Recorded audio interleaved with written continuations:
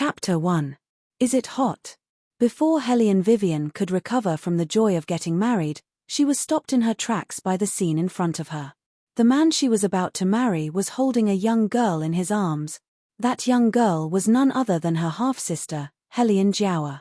Helene Jiao held the teacup. Her movements were very small as she shook her head. The crimson blush on her face was like an invisible ice needle, piercing Wei Wei's heart needle by needle. The unspeakable pain made Helene Vivian take a big step forward. Helene Jiao immediately shrunk her shoulders, her delicate little face showing fear. Her voice trembled as she called out, "Big sister, please listen to me. No need to explain." The man stood up. The side of his handsome face was indifferent. He lightly patted Helene Jiao's shoulder and said in a low voice, "There's nothing to explain to this evil woman." Helene Vivian's face suddenly turned white as she hurriedly took a step back. "Evil woman? Haha, you called me an evil woman?" She waited bitterly for him for 7 years, and this was the result she was waiting for. "You know what you've done." His tone was ice-cold and ruthless as he looked at her with eyes full of disgust. "I originally thought that you were only young and didn't know any better, but now it seems that's not the case. Even Jiao, such a kind person, you can even lay your hands on her. Helene Wei, your rude and unreasonable behavior should also end." Helene Jiao weakly pulled on the man's sleeve. "Lord, it is all Jiao's fault. Big sister loves you too much, that's why she treated Jiao like this." "Jiao can bear it," she cried as she spoke, biting her thin lips, and her eyes were red, giving people a feeling of grievance. After seeing this scene, the man completely lost his patience.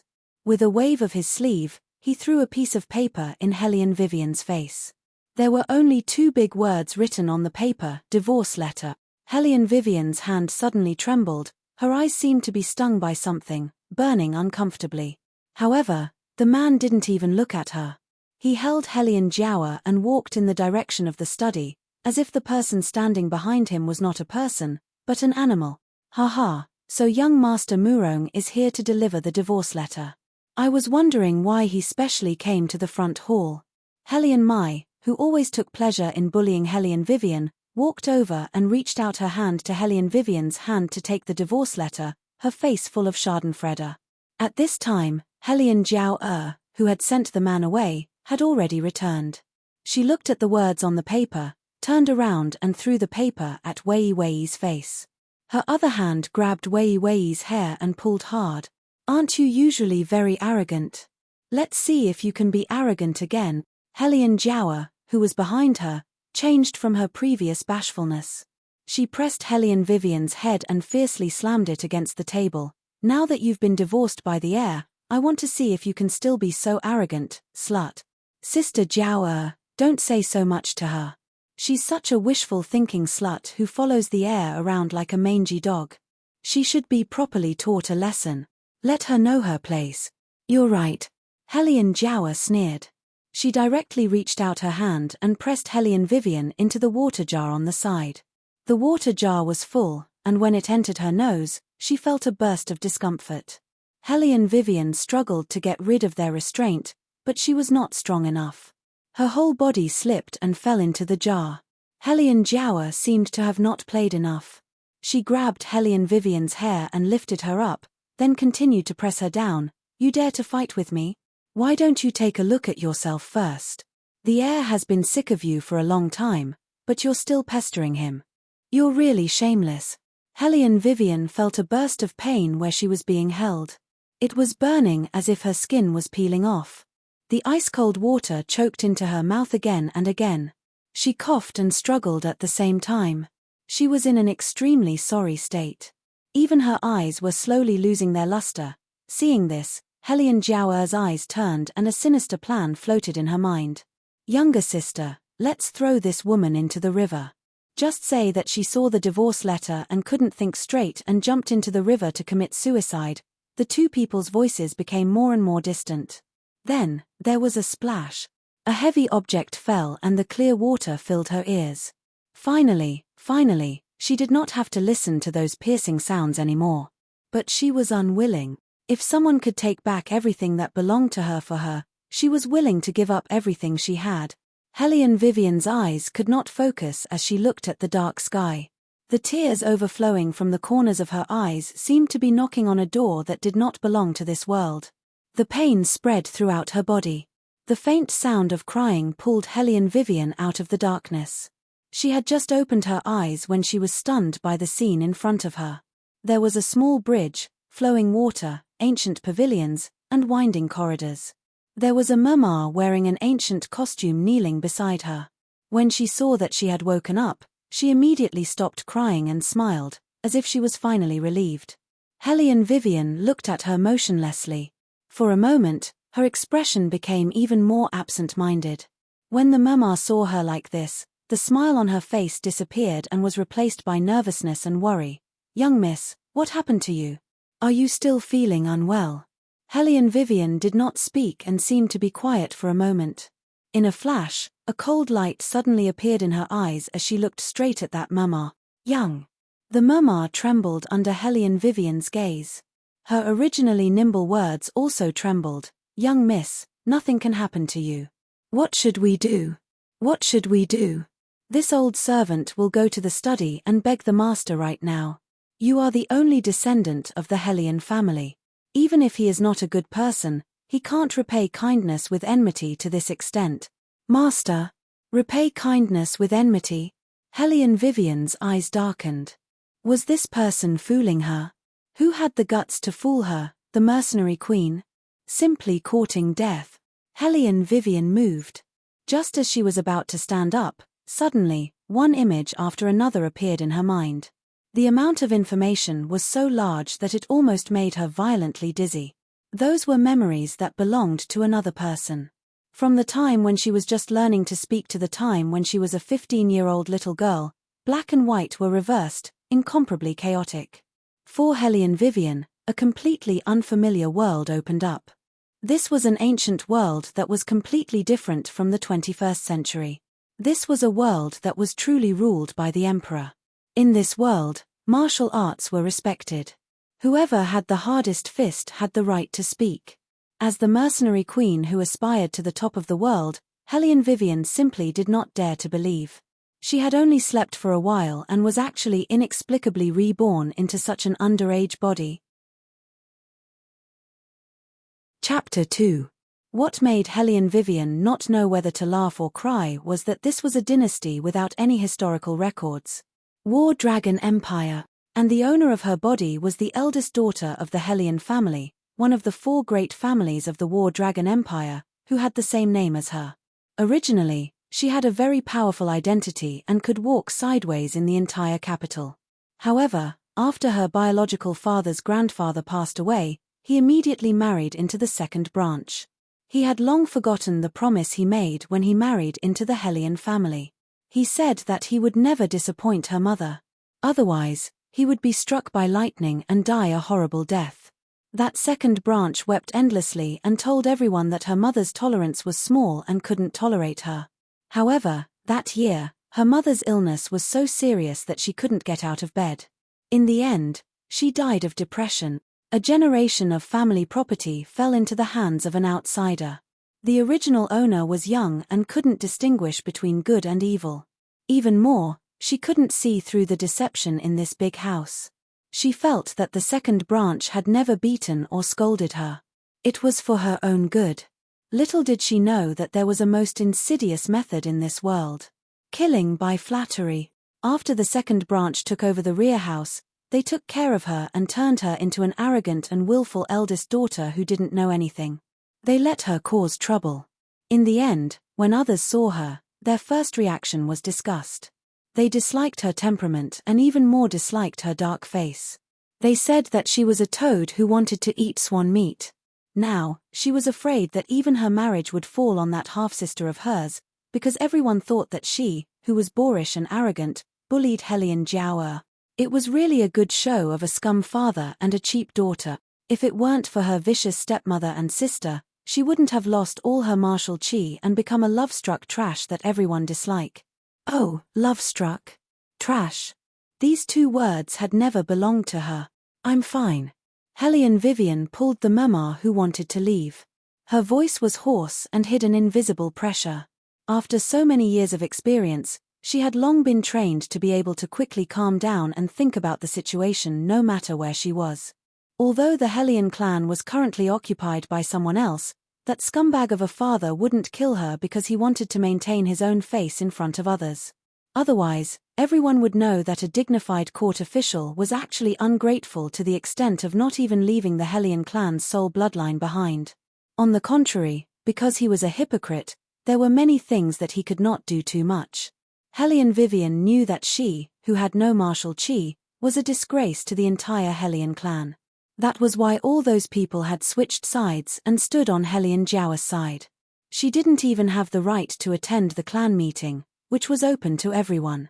How laughable. She was obviously the only descendant of the Hellion family. If it weren't for this, she would have died countless times already. It could be said that the current Hellion Vivian had no one to rely on.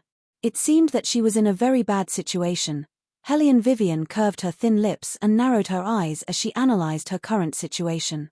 A good-for-nothing with no one to rely on, in addition to her stepmother and stepsister who were eyeing her covetously, it was simply terrible to the extreme. Since young miss is fine, quickly get up. There are important guests in the residence. If young miss is seen in this state by those young masters, I'm afraid that your reputation will. Before Lady Mai could finish her words, she heard a series of footsteps not far away, followed by Hellion Jiaos crying, "I clearly remember that when I left, the jade was still in my hand. Why can't I find it? Elder sister, don't worry. When we left, that good-for-nothing was here. Now that the jade is gone, it must have been taken by her. Let's go and find her now. We can't let her bully you all the time," Hellion Mai said righteously. She turned around and led the other young ladies to the side of the river. She glared fiercely at Hellion Vivian. If it wasn't for the servant's report, she wouldn't have known that this good-for-nothing was so lucky. She couldn't even drown to death. The other young ladies also saw Hellion Vivian's miserable state. They all used their fans to cover their smiling lips and asked hypocritically, "Hellion Vivian, what happened to you? How did you end up in such a miserable state? Even if the crown prince broke off the engagement, you didn't have to drown yourself." Being ridiculed and discussed by a large group of people, Wei Wei actually didn't have the slightest intention of getting up. On the contrary, her left leg slightly bent, extended her hand and swept her wet long hair behind her forehead. It was obviously an ordinary movement, but when she did it, it had an indescribable cool and arrogant air. She didn't even raise her eyebrows, only used a pair of deep and clear eyes to closely stare at Hellion Jiao. "This is the result you want. Elder sister, what are you talking about?" Jiao doesn't understand at all. Jiao only came to look for the jade pendant. Hellion Jiao pitifully bit her lips. Her beautiful eyes rippled with tears, as if she was wronged and about to cry. Hellion Vivian sneered in her heart. She was indeed an expert at acting. Everyone knew that in ancient times, chastity was more important than life. Hellion Wei Wei, whose engagement had been broken off, had already become the laughingstock of the entire capital. Now, unexpectedly, her entire body was dripping wet and she was being watched by so many people. Such a big commotion would definitely alarm those young masters in the study room. Hellion Jiao didn't just want to snatch her engagement. What this woman wanted to do was to completely destroy her. Hellion Jiao felt guilty after being questioned by Hellion Vivian. Her eyes drifted away. When she raised her head again, she was already delicate and pitiful. She bit her red lips and said with tears in her voice, "Elder sister, if you have any anger, just vent it out. Why do you have to wrongly accuse me?" After speaking, Hellion Jiao sobbed and cried in Hellion Mai's arms. Hellion Mai's temper was very bad. She shouted loudly, "There is no justice in this world. Using your status to bully us like this, Hellion Vivian, are you not afraid that the heavens will have eyes to take you away?" Hearing this, when those rich young ladies looked at Wei Wei, their gazes carried obvious disdain, as if they were looking at smelly mud that couldn't be lifted up under their feet. They loathed her as much as they could. Hellion Vivian coldly curled her lips. Her eyes darkened as she crossed her arms and watched the sisters put on a show. Based on her experience, this matter wouldn't end so easily. Sure enough, before the surrounding voices could finish, Helian Jiawa exclaimed loudly, "Elder sister, what is that shiny thing on your body? It can't be a jade pendant, right?" Almost at the same time, Helian Mai pretended to shout loudly. Her voice was full of contempt. "I told you that she took it. Helian Vivian. You clearly know that it is second sister's jade pendant, yet you secretly hid it. This is stealing. See if I don't strip you." After Helian Mai finished speaking, she bared her fangs and brandished her claws as she pounced over. However, before she could touch Helian Vivian's sleeve, a loud slap was heard. The crisp slap didn't drag and nimbly stopped her in her tracks. Chapter 3. Helian Mai covered her left cheek and looked at the person who hit her in disbelief. She was so angry that she almost went crazy. "You slut, how dare you hit me, you, slap." Another sharp and clear sound rang out. Helian Vivian's clothes fluttered in the wind. Her thin lips curved slightly, and even when she spoke, there was a cold smile. "Sister." Everyone was stunned. Everything happened too quickly. They didn't even have time to react. At that moment, they didn't even know who Helian Vivian was calling. Wei Wei lightly smiled as she met Helian Mai's astonished gaze. She lightly blew on her fingertips and opened her mouth with a smile. "Younger sister, you can go out and ask around. In this Seijo city, which family's concubine's daughter from outside the family dares to question eldest sister? If you don't want to live, say it earlier. You. What kind of eldest sister are you? You're just a slut." Helian Mai gritted her teeth. She was obviously not convinced. "You. Ooh." Helian Vivian turned around abruptly and clasped her neck with her left hand. Her whole body emitted a gorgeous aura that could almost burn people's eyes. "It seems that you don't want this mouth anymore." Helian Vivian sneered and used force. Her wet long hair hung down, like a demon walking out of the water. With a real murderous aura, she froze the atmosphere of the whole scene. None of the noble ladies around dared to step forward. Even if they met Helian Vivian's eyes, they couldn't help but feel fear from the bottom of their hearts. That kind of coldness from hell seemed to be able to kill people in an instant. Helian Jiawa looked at them from afar. Her small face darkened. What's wrong with this good-for-nothing? She doesn't even have the slightest bit of martial chi and yet she's still here. She's simply courting death. However, before Helian Jiawa could open her mouth, a deep and dignified voice sounded in the air. "What are you all doing?" Everyone turned around to look. It was the head of the Defense General's residence, Helian Guang Yarrow.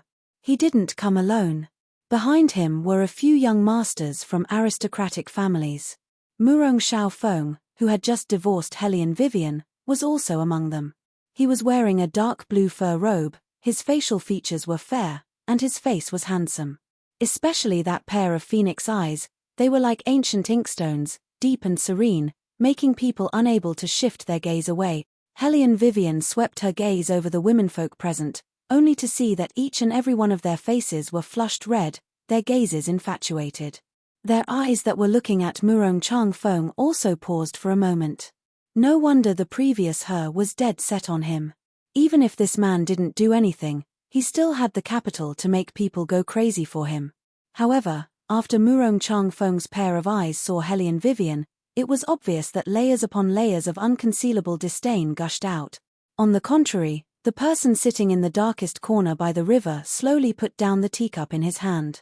His robe was half open, his eyelids were slightly lifted, his fingertips were casually tapping on the fine blue and white porcelain. His cold and ascetic aura, coupled with that silver mask on his face, made his whole body emit a kind of unique temperament, making people unable to help but want to submit to him. The man's bony fingers brushed the non-existent dust from the corner of his robe. His phoenix eyes seemed to flash a ray of light, inexplicably lazy and playful. On the other side, half of Helian Mai's face was swollen. She was panting with rage as she looked at Helian Vivian. Helian Jiawa's eyes were slightly red, with an appearance of being wronged. Helian Guang Yarrow's most beloved daughter was Helian Jiawa. At this time, seeing that she was wronged, his pair of black eyes became completely cold. Carrying an ice-cold sharpness, he swept a glance at Helian Vivian, with obvious disgust and severity. "What the hell is going on, father?" Helian Mai covered her own face and fiercely said, second sister lost her jade. Just now, only eldest sister was at the riverside. Clearly, she was the one who secretly hid the jade, but still wasn't willing to hand it over. She even hit me. Helian Jiaoa pretended to pull her and shook her head. Third sister, don't say any more. It's just a jade pendant. If eldest sister likes it, then just give it to her. It's just that I've let father's painstaking efforts down. That jade pendant was brought back by father from the western regions. I can't bear to wear it on normal days. I hope eldest sister will treat this jade pendant well and wipe it from time to time. As for your face, second sister will apply some ointment when we get back. We can't afford to offend eldest sister. The more she said, the angrier Helian Guangyaro became. For so many years, he had been tolerating Helian Vivian's arrogance and willfulness. To Helian Guangyaro, Helian Vivian was a disgrace that he didn't even want to mention. It was because of this good-for-nothing that he was constantly reminded that he was a son-in-law who married into the Helian family. Now, this stain actually dared to bully his beloved daughter like this. Today, if he didn't teach her a good lesson, it would be hard to appease the anger in his heart. Thinking of this, Helian Guangyaro raised the whip in his hand and was about to whip Helian Vivian. Helian Vivian's eyes flickered and her long legs kicked out handsomely. With a loud bang, the whip was kicked to the side. Helian Guangyaro was obviously shocked. He didn't expect his incompetent eldest daughter to be able to do such a thing. Helian Vivian. You. Good, you're really good. You even dare to disobey your father. Helian Vivian laughed softly. I just don't want to be beaten for no reason. How is this disobedience? Eldest sister, you still haven't given up until now. Helian Mai rushed over with her eyes wide open. Second sister saw that you have shiny things on your body. Helian Wei curved her thin lips and said, a shiny thing is a jade pendant. Then your whole body exudes the unique luster of a nouveau riche. Shouldn't you change your name to Explosive Charm? Fat. The onlookers couldn't help but laugh out loud. Helian Mai had always liked to wear gold and silver. In the past, she only thought that it was bright, but looking at it now, it was indeed very gaudy.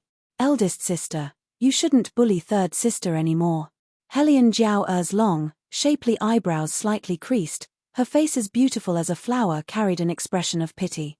If the family is harmonious, everything will prosper. Next time, if eldest sister sees something that you like, just tell me.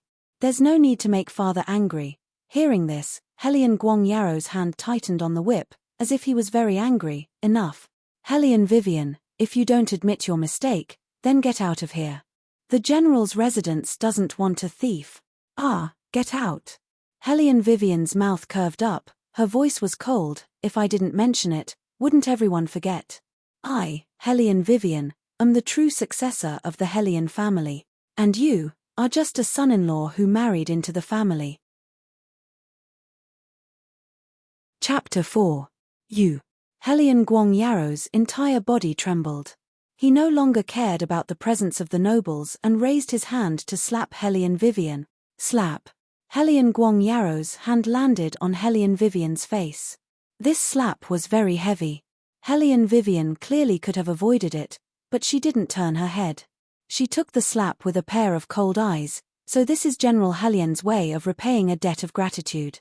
Not only did you not distinguish between right and wrong, you even allowed your beloved daughter to slander me. As she spoke, she threw away the thing in her hand. Her pair of eyes carried a sense of justice. In that moment, it was almost enough to burn people's heart. After listening to Helian Vivian's words, everyone's heart trembled. When they looked at Helian Guangyaro again, they more or less carried some probing. Helian Guangyaro was so angry that his facial features were distorted, but he was blocked by Helian Vivian's words and couldn't say a single word. This was also the reason why Helian Vivian clearly could have avoided that slap, but still took it. She wanted to expose all of this scum's filth, so that he wouldn't have the slightest chance to retaliate. It was very obvious that Helian Guangyaro was confused by his anger. He also didn't have any warning or preparation.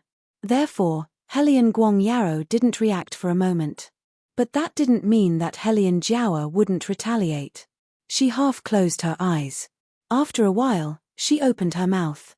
Her voice was sweet and soft, But there was a hidden needle in the silk. Since eldest sister insists that you were wronged, it would be better to let the servants check and give eldest sister justice.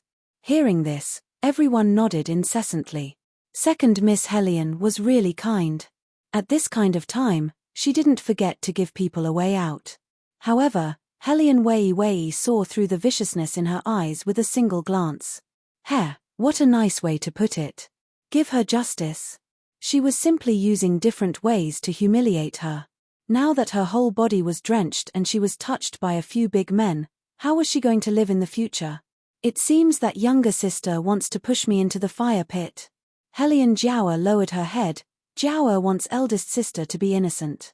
Since eldest sister insists that she was wronged, she shouldn't be afraid of being investigated. What if you can't find what you want? Hellion Vivian's tone was cold. Hellion Jiawa smiled. If we can't find anything, then Jiawa will personally kneel down and apologize to eldest sister. She didn't believe that this woman would dare to be touched by others. Sister, you must remember what you said.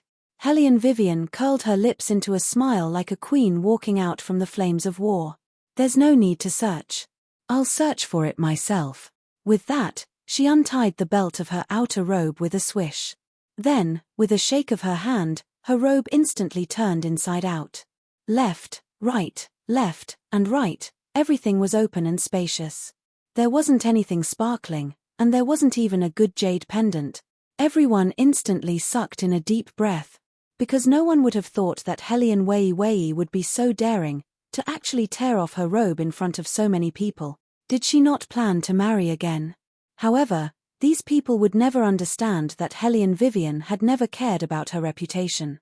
As long as she wanted to achieve great things, she would be ruthless to others and even more ruthless to herself.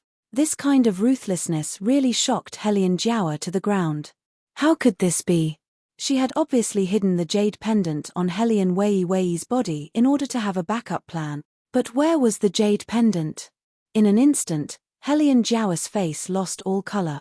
Hellion Vivian's hair was originally long. Now that she was no longer bound by her outer robe, it hung straight below her waist. It was fluffy and slightly curly, like dark seaweed draped behind her back.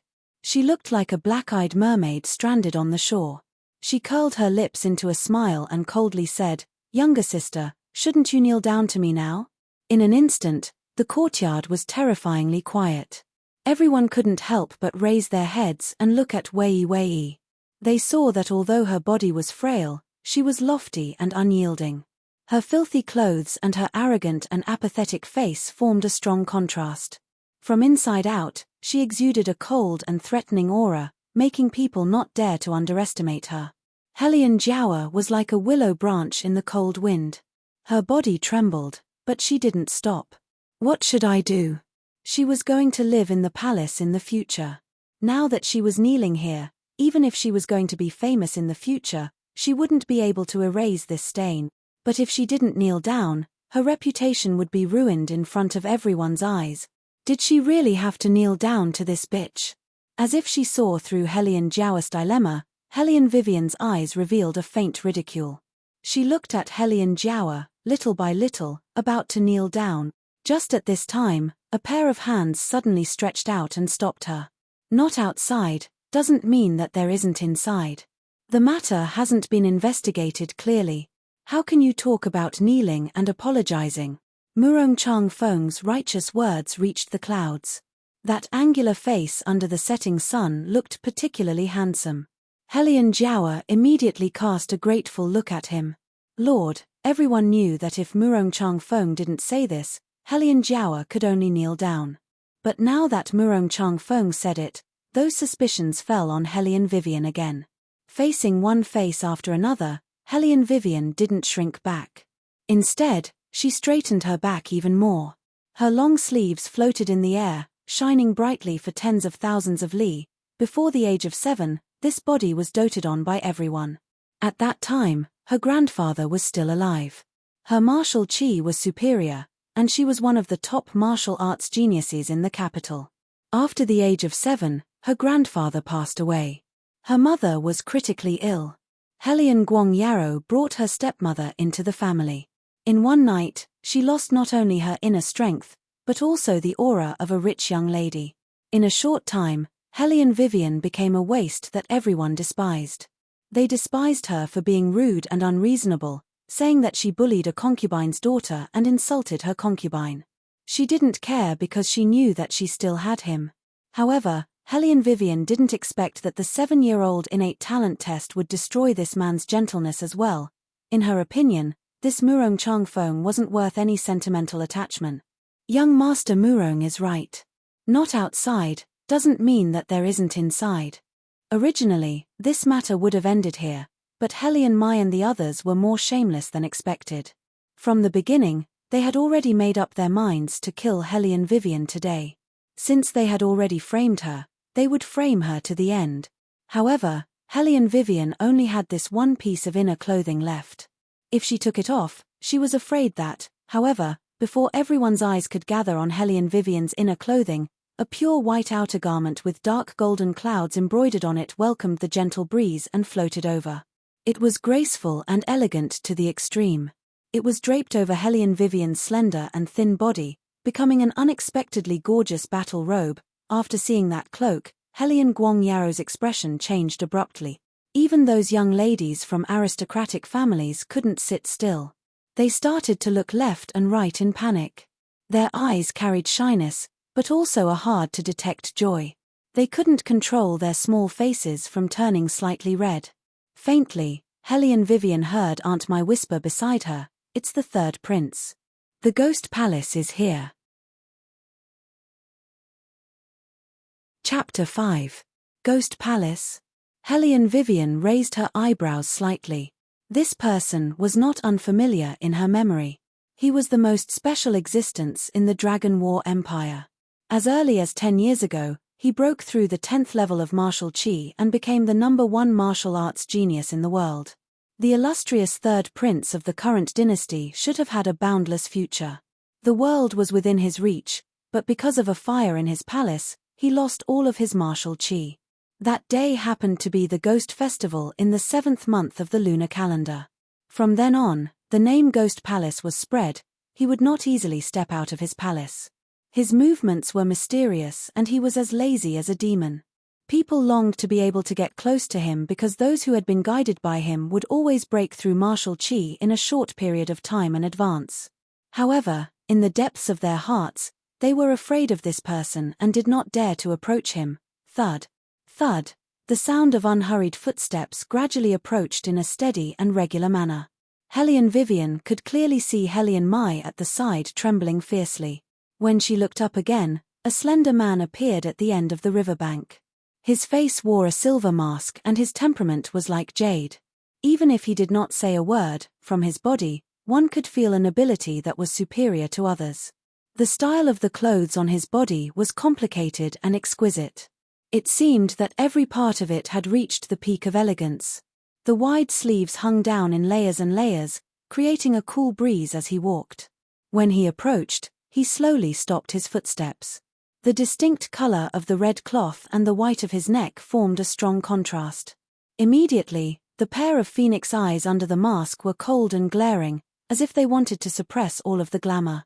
Perhaps, it was not only those eyes. The aura of abstinence emitted from his whole body was difficult to ignore. Since he walked over, everything around him suddenly faded away and ceased to exist. This humble official did not know Your Highness had arrived. Sorry for not going out to meet you. Hellion Guangyaro could not help but take a step forward and quickly bowed his head and cupped his hands. The young ladies standing at the side also followed suit and bowed. Their eyes looked at Beligaju from time to time, their eyes full of shyness. Hellion Guangyaro did not know how long he had been here and did not know how much he had heard of the matter just now. He only wanted to speak again. Your Highness. How does my outer garment look? Beligaju didn't pay attention to Hellion Guangyaro. He leisurely swept his gaze over everyone present and opened his mouth indifferently. His voice contained a kind of empty iciness, low and deep like a fine musical instrument, but even so, it was difficult to conceal the danger that came from his body from time to time. Everyone looked at each other. They couldn't figure out the meaning behind this person's words. There was a moment of stagnation in the air. Hellion Guangyaro had no choice but to stand up and help. Your Highness, you like the quiet. There are many people here, why don't we go to the study room? Beligaju elegantly fiddled with the silver knife in his hand. This Highness is asking about the outer garment. Lord Helion must be too old to hear clearly. Everyone was stunned on the spot. What do you think? The silver knife pointed at Helion Mai, whose tears had not dried yet. Helion Mai trembled from head to toe and immediately knelt on the ground in fear. She stuttered, Third. Royal, spare me. Yet Bailey Jiaoju didn't even spare her a glance. Even Helion Jiao whose beauty captivated the birds and beasts, was always bewitchingly cold and detached. Just when everyone thought he was about to leave, Beligaju suddenly stopped in front of Helion Vivian. He stood under the sunlight, raised his head and looked straight at Helion Vivian.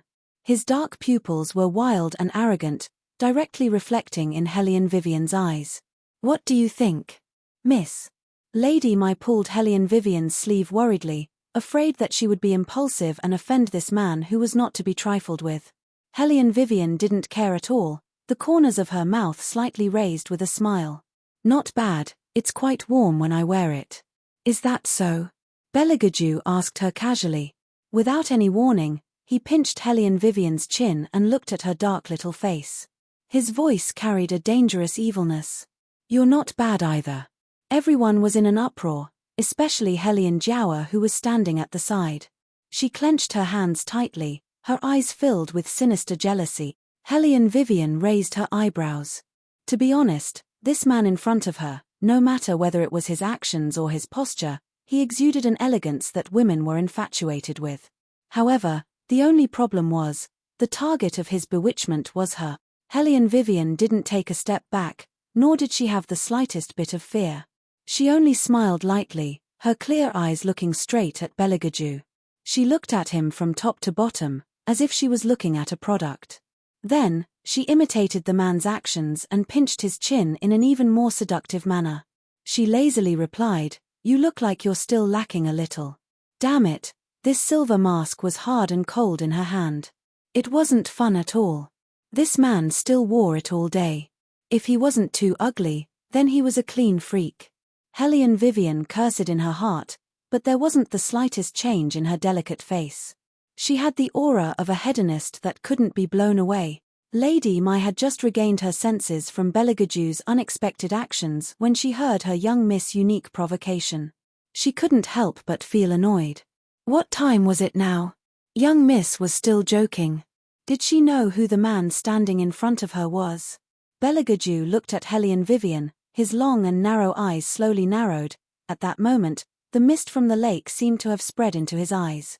The black coldness engulfed the entire area, oppressing everyone's nerves. In the dark, countless followers broke out in cold sweat, trembling with fear. They didn't even dare to breathe loudly. This was because they weren't sure how angry their master would be next. Would he take Helion Vivian's life, or would he simply dye the entire Defense Division residents with blood? The former, they could still consider. After all, in the past, there was a beauty who recklessly climbed onto their master's dragon bed. With a wave of his hand, he sent her directly to the military camp. The latter, Master, calm down, calm down. No matter what, this is still the Defense Division residents, Old Man Helion's territory. If the Emperor knew that you destroyed the Defense Division residents, he would come after us. Chapter 6. Beligaju slightly narrowed his eyes. He had lived for so many years, but this was the first time in his life that he was being teased. Recalling the fear and flattery people had towards him in the past, Beligaju lightly frowned.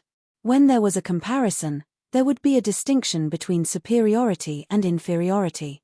At this moment, this reckless little thing clearly had the air of a general compared to those women. Of course, it was also very reckless. The Helion Jiao at the side rolled her eyes and gently said, Your Highness, please calm down. Big Sister didn't mean to make you angry. I'm sure Your Highness has also heard rumors about Big Sister. Her reputation, is quite bold. The word bold was used here, and everyone knew what it meant. All the young ladies had always felt that the things Helion Vivian did were shameful. Now, their eyes were filled with contempt. When Belagaju heard this, his thin lips curled up. It was difficult to tell whether he was happy or angry. When the Hellion Jiawa saw this, she shyly lowered her head. As one of the most beautiful and talented people in the Dragon War Empire, she believed that no man could escape from her. Now that she was able to catch the attention of her sweetheart, she was naturally happy. Belagaju looked at her and the smile on his face deepened. However, the more beautiful that smile was, the more the ridicule in his eyes was. The Hellion Jiawa still didn't know anything. She was still fantasizing that he would turn around and talk to her. Belagaju retracted his gaze and used his ivory white fingers to raise Hellion Vivian's chin a little. In that position, he slightly lowered his eyes, as if he was kissing her. How could this be? Didn't he hear what she said? That slut was not acceptable at all. The Hellion Jiawa was crazy with jealousy. The handkerchief in her hand was fiercely crushed by her hand. However, Belagaju turned a blind eye to all of this. He suddenly suppressed his breath and moved very close to her. He was so close that Hellion Vivian could smell the faint sandalwood fragrance on his body, mixed with the unfamiliar coldness of a man, and an indescribable smell of gunpowder that choked her nose. "Woman, remember, you were the one who provoked me first." These kind of threatening words were practically whispered into her ear. Wei creased her eyebrows and hugged the blood-red cloak on her body. She watched the man's back as he flicked his sleeves and left. Her eyes slightly flashed. Belagaju slowly walked out of the pear garden, surrounded by the stars. His pure inner garment was stained by the setting sun, bringing out an unexpected demonic aura. Even though he had left, the remaining pressure was still there. After a while, Lady Mai let out a heavy sigh of relief. "Miss, how dare you speak to Ghost Palace like that?" "I'm in a rush," Hellion Vivian stretched lazily and said calmly, "Aunt Mai, let's go back." Lady Mai hesitated.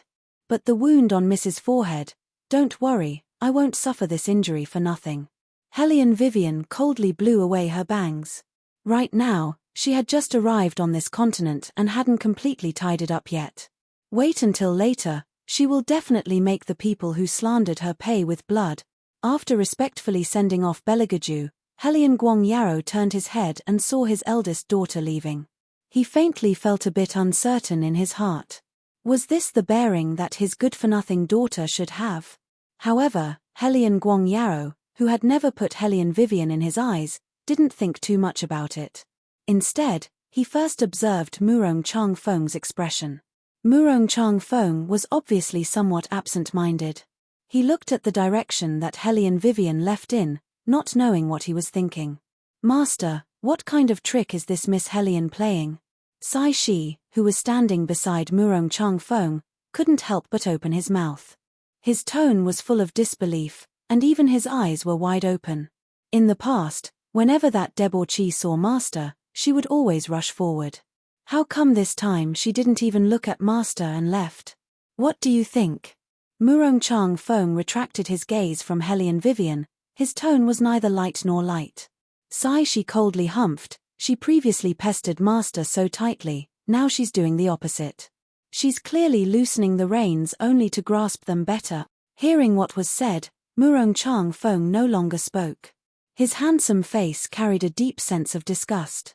When Hellion Guangyaro saw this, he laughed loudly and said, "Lord shouldn't mind this old official's disappointing daughter. Actually, Jiao's matter still needs to trouble Lord Murong." Murong Changfeng glanced at Hellion Jiawa and saw her shyly lower her eyes.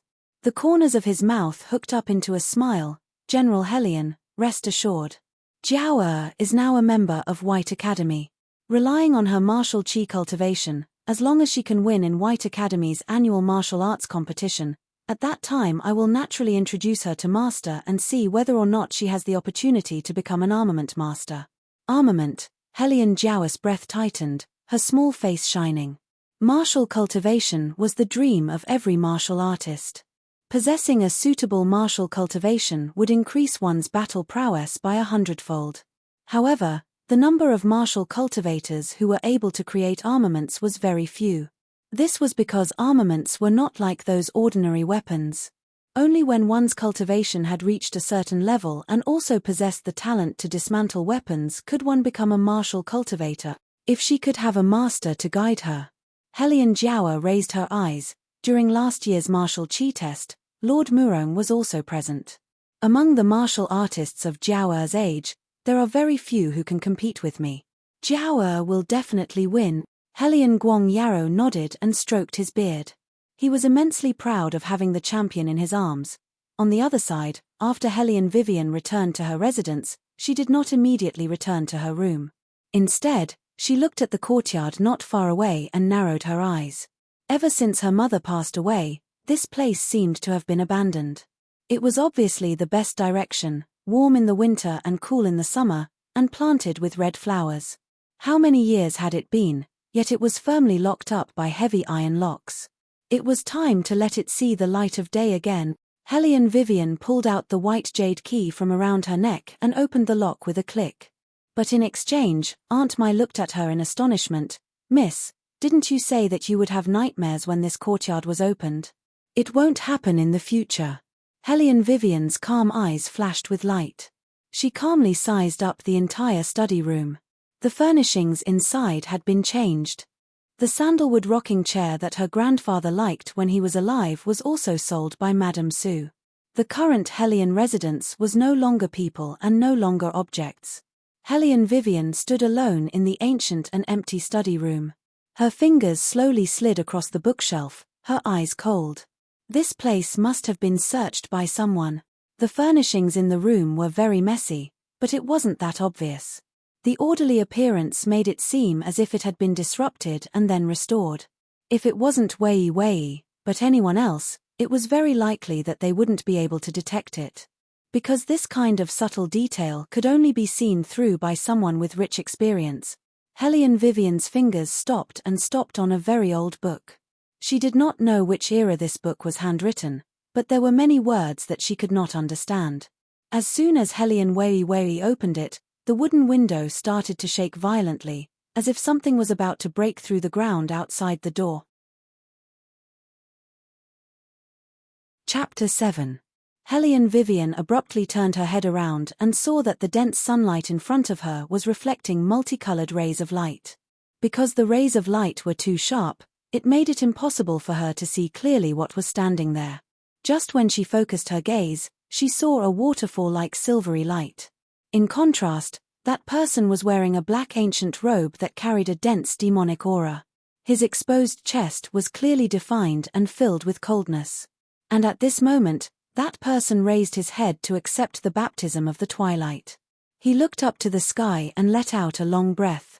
Soon after, he started laughing loudly. That laughter was filled with excitement and longing for the world. Hellion Vivian wrinkled her brows. Her first reaction was, "This person is not a human." Finally, that person retracted that arrogant laughter and turned around to look at Hellion Vivian. The corner of his mouth that was stained with blood slowly raised. His sharp white teeth could be vaguely seen as he asked, "Are you the one who released this overlord?" "Clearly, other than you and me, there isn't a third person here." Hellion Wei Wei closed the ancient book in her hand, crossed her slender legs, leaned back, and casually leaned against the back of the chair, forming a unique style of surly handsomeness. The man raised his brows. "You don't seem to be afraid of me at all." Hellion Vivian originally wanted to reply that it was because of his good looks. However, she saw that the man's complexion suddenly changed. It was as if there was some kind of mark that entered his bone marrow along his blood vessels.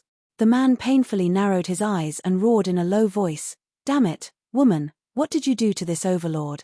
Hellion Vivian shrugged her shoulders. How would she know? She had also just transmigrated here. "Okay, it's a demonic contract. You contracted this overlord." The man fiercely raised his eyes. Like a trapped beast that was baring its fangs and brandishing its claws, his silver hair was recklessly fluttering in the wind. His entire body was filled with ruthlessness. Hellion Vivian stared blankly as a pair of white furry wolf ears appeared on top of his head. Her phoenix eyes lit up and she couldn't help but stretch out her hand. "You dare. Woman, I'm warning you, if you dare to touch a single strand of my hair, I'll cut off your hand." The man's domineering black eyes narrowed, and his face was filled with anger. Hellion Vivian didn't care about him. She grabbed the wolf's ears and asked, "Is it true?" The man was speechless. "What do you think?" He sneered. It was one thing for this woman to insult his body, but she even insulted the authenticity of his ears. This was simply intolerable. Hellion Vivian smiled evilly. It feels good. Who asked you how it felt? The man was so angry that his two silver-white ears twitched. Hellion Vivian smiled and raised her eyebrows. Very good, you even know how to act cute. What the hell is acting cute? The man gritted his teeth in anger. He had finally regained his freedom, but now he had fallen into the claws of a human. How hateful. It seems like you've been trapped by this book for many years. Hellion Wei slowly tried to find out more information. The man's handsome face was gloomy as he replied, 500 years. Otherwise, do you think you can contract me so easily with your ability? You can also leave. Hellion Vivian didn't care whether he was there or not. The man's eyes darkened. If I could leave, I would have left long ago. Once a contract is established, I must stay by the contractor's side. Furthermore, the contractor can't disobey the contractor until the contractor completes his wish. Otherwise, his primordial spirit will be destroyed and he will never be able to reincarnate. In other words, the current me is already your master. Hellion Wei held the armrest of the chair with one hand and slowly stood up from the wooden chair. At that moment, she was no longer gentle and smiling. Her back was straight and arrogant to the extreme. Light and darkness converged on this woman's body. She was obviously so frail and thin, yet in that split second, she burst forth with the feeling of someone who was the master of the world and was the only one in the world. This made the man's evil eyes slowly widen. In the end, he curled up the corner of his mouth with interest. This human is a bit interesting. You can understand it that way. Suddenly, the man laughed. His domineering eyes flashed with an inconspicuous light. Right now, his primordial spirit was severely damaged. Following the contractor's side would help him heal. Moreover, he was looking forward to seeing how this girl would complete her wish. If it was to kill someone, he would be very happy. The man lightly licked his thin lips. There was actually a kind of evil aura. Hellion Vivian casually flipped through the ancient book in her hand. In that case, first tell me, what's your name? My surname is Yuan, and my name is Ming. The man's arrogant eyes quietly waited for this human to hear his name and cast a fanatical gaze at him. But, Hellion Vivian lightly smiled. I haven't heard of it. Yuan Ming fiercely glared at Hellion Vivian. His black pupils sank. Woman, do you feel that your body is different? Hearing this, Hellion Vivian looked at the opposite side of the bronze mirror. It turned out that a corner of that dark face was broken, revealing the white skin inside. Hellion Vivian was stunned. Her fingers rubbed her chin. She suddenly laughed. Interesting. It is indeed interesting.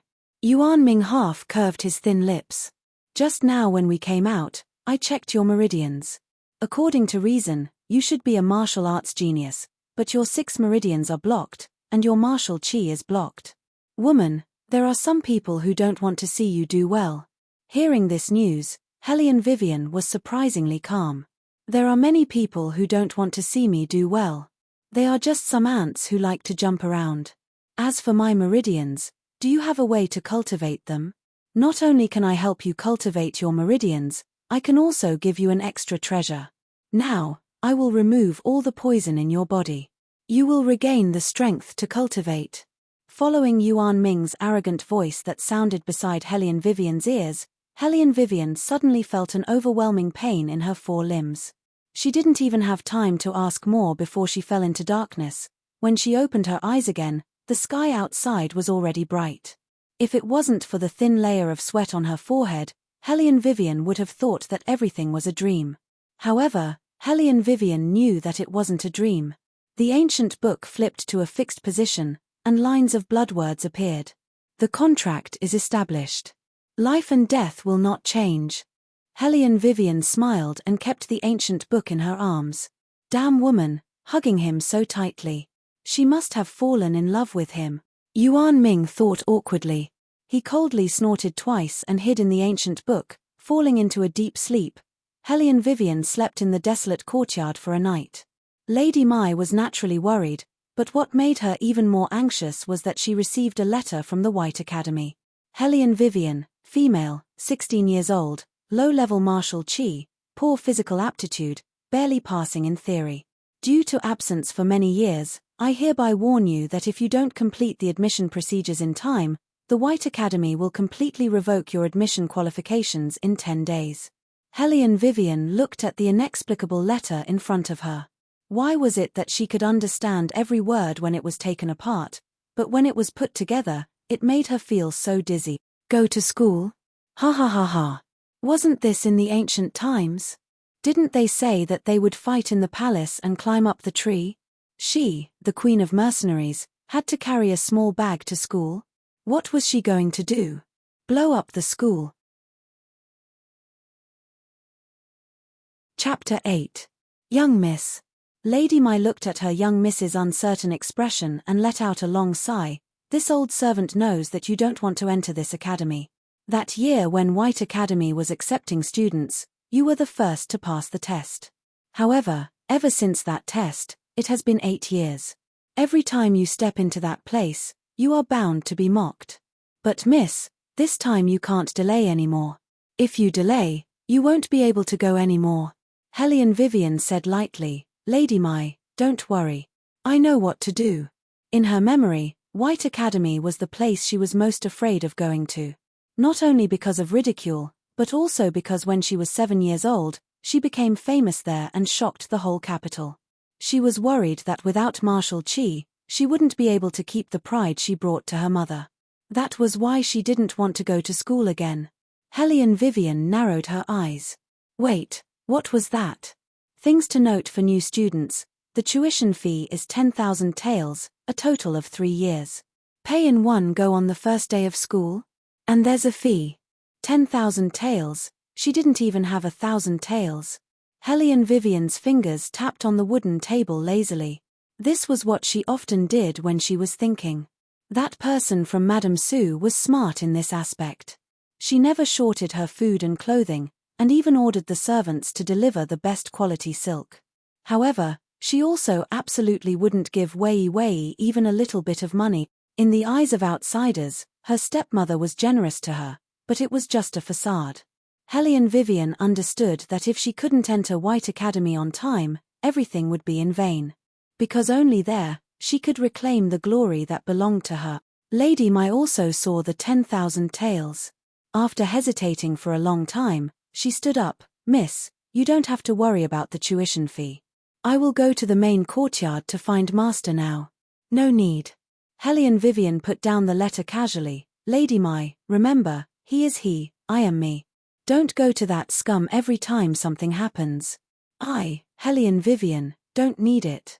Lady Mai's eyes shook. She smiled. Okay, I won't go. Madam, did you see? Miss has changed. She has completely changed. This was the bloodline of the Hellion family, tough and unyielding, clearly distinguishing between love and hate. But the school fees. Lady Mai was still worried. Speaking of which, those who were able to enter the White Academy were all the heirs of the Dragon War Empire's wealthiest and most influential families, so these 10,000 taels were just a piece of cake for them. But to the current Lady Mai, she didn't have enough money even if she wanted to. Hellion Vivian stood up. Her black eyes were filled with an evil smile. I have my ways. Lady Mai wanted to ask, what can you do? However, when she saw the smile on Hellion Vivian's face, she swallowed her words. Although she knew it was impossible, she still hoped that perhaps Miss really had a good idea. Noon, War Dragon Imperial City. Endless streams of horses and carriages filled the area. Hellion Wei lazily walked on the bluestone path, listening to the hawkers' cries along the way. Only then did she truly realize that she had indeed arrived at an ancient dynasty. Hey, woman, you've already walked for so long, aren't you tired? Yuan Ming, who was hidden in the ancient book, opened his mouth. His voice was as arrogant as usual. Hellion Vivian ignored him. Yuan Ming heavily snorted. Wait until he recovered his strength. The first thing he would do was to properly teach this woman a lesson. Too impudent, not cute at all. Hey, did you guys hear? The Phoenix Pavilion is gathering armament masters. The winner will get 100,000 taels of silver. This is an opportunity that only comes around once every few years. I haven't seen an armament master yet. 100,000 taels of silver. Hellion Vivian heard this and stopped in her tracks. Her eyes slightly narrowed, and her thin lips curved into a smile. It was really a case of wearing out iron shoes in a fruitless search, only to find it by chance. She just so happened to be lacking in money, so why not go and see if this gathering could earn her some money? Forget about the armament masters, they're usually very old. There's no point in looking at them. Hellion Vivian chuckled to herself as she walked. When Yuan Ming heard this, he almost spat out a mouthful of old blood. When others heard the 3 words armament master, they would think about whether or not they could get a suitable armament for themselves. She was great, only caring about whether or not they looked good. Woman, can you be a bit more serious? If she continued to be so lazy, when would he be able to recover his strength? Hellion Vivian innocently said, I'm very serious. What part of you are serious? Yuan Ming said weakly. Hellion Vivian raised her eyebrows. I'm serious about earning my school fees. School fees? What kind of plaything was that? Was it more important than obtaining a good armament? He really couldn't understand what this woman was thinking. Yuan Ming's ears were perked up, and his eyes were wide open. Hellion Vivian was all smiles as she turned around the long corridor and old bridge, and found the legendary Phoenix building. The scale of the scene was much larger than what she had imagined. It could be said to be a sea of people. Her body's memory also told Hellion Vivian all the information related to the armament master. In the Dragon War Empire, there were very few elite armament masters. Even though many people's martial chi had reached a certain level, they didn't know how to disassemble and assemble it, so they still couldn't create an armament. In this way, it would be extremely difficult for martial artists to obtain a suitable armament for themselves. Since ancient times, the rarer something is, the more valuable it is. Therefore, it wasn't strange that so many people came to watch the armament master selection. You guys, look who that is. Hellion Vivian. Why did she come? What? That trash also came? What did she come for? I saw her grades in the academy, the worst of the worst. Maybe this time, her qualifications to enter the academy will be revoked by the dean, yet she still has the mood to stroll around. She's really broad-minded. Not only is she broad-minded, I think she's simply too thick-skinned. She didn't properly stay at home after the engagement was broken off, but came out to throw away her face. As people talked, they looked at Hellion Vivian, their gazes carried obvious ridicule. Hellion Vivian actually didn't expect to meet her classmates here. Her thin lips curved upwards, bringing out traces of coldness. Yuan Ming excitedly rubbed his hands. Are we going to fight? This senior hasn't tasted blood for a long time. Yuan Ming, I'll remind you again, we're here to earn money, not to fight. Hellion Vivian leisurely opened her mouth and lazily yawned. She completely didn't put that group of people in her eyes. Since they were classmates, what was there to be afraid of not having a chance to get back at them? What's the rush? Yuan Ming curved his lips. You're right. The future is long. At this moment, a very old woman walked out from the Phoenix building with a dazed expression. It could be seen how difficult this test was. However, the Phoenix building was more humane, the process and results of the test would be kept secret. Therefore, whether or not one failed, as long as one was steady, others wouldn't know. Who else wants to sign up? The manager looked around. Everyone looked at each other in dismay, still hesitating. Hellion Vivian strolled over. Her attitude was neither servile nor overbearing. Me. Chapter 9. Just as she finished speaking, a burst of ridicule sounded from all around. Ha! Did I hear wrongly? A piece of trash also dares to sign up for armament. This Hellion Vivian's brain wouldn't have a problem, right? Did she become stupid after the engagement was cancelled? She really overestimates herself. Hehe. The steward glanced at Hellion Vivian and said with hesitation, "Come with me." After that, he turned around and walked into the Phoenix building. The test wasn't held indoors. Instead, it was held next to an antique pavilion. Inside the pavilion, there was a white jade table. On top of the stone table, there was a row of scrap iron. A white-haired old man was sitting on a rocking chair with his eyes closed. When he heard Wei Wei enter, he didn't even open his eyes. He only said in a light tone, "Everything is on the stone table. The test will last for half an hour. You can do as you see fit." From the morning until now, there wasn't a single good seedling. The old man was obviously disappointed and even lost interest in the next test. Hellion Wei Wei swept a glance over those scrap iron on the stone table. A light suddenly flashed in her eyes, as if something streaked across her smiling eyes. Yuan Ming looked at her curiously. What's wrong with this woman? Why is she so excited all of a sudden? Hellion Vivian only smiled and walked to the front of the stone table. She wasn't in a hurry and even seemed a little sluggish. This made the steward who was standing to the side furrow his thick eyebrows. The old man didn't mind. After all, not many people could succeed in half an hour. Sigh, he was too whimsical. He shouldn't have held the assembly here. Finally, Hellion Vivian moved. She was like an outstanding conductor. With a wave of her long sleeves, she first tied her long hair into a neat ponytail. Then she rolled up her sleeves and looked down. Her left hand disassembled and her right hand reassembled. Her fingers were very nimble and very rhythmic.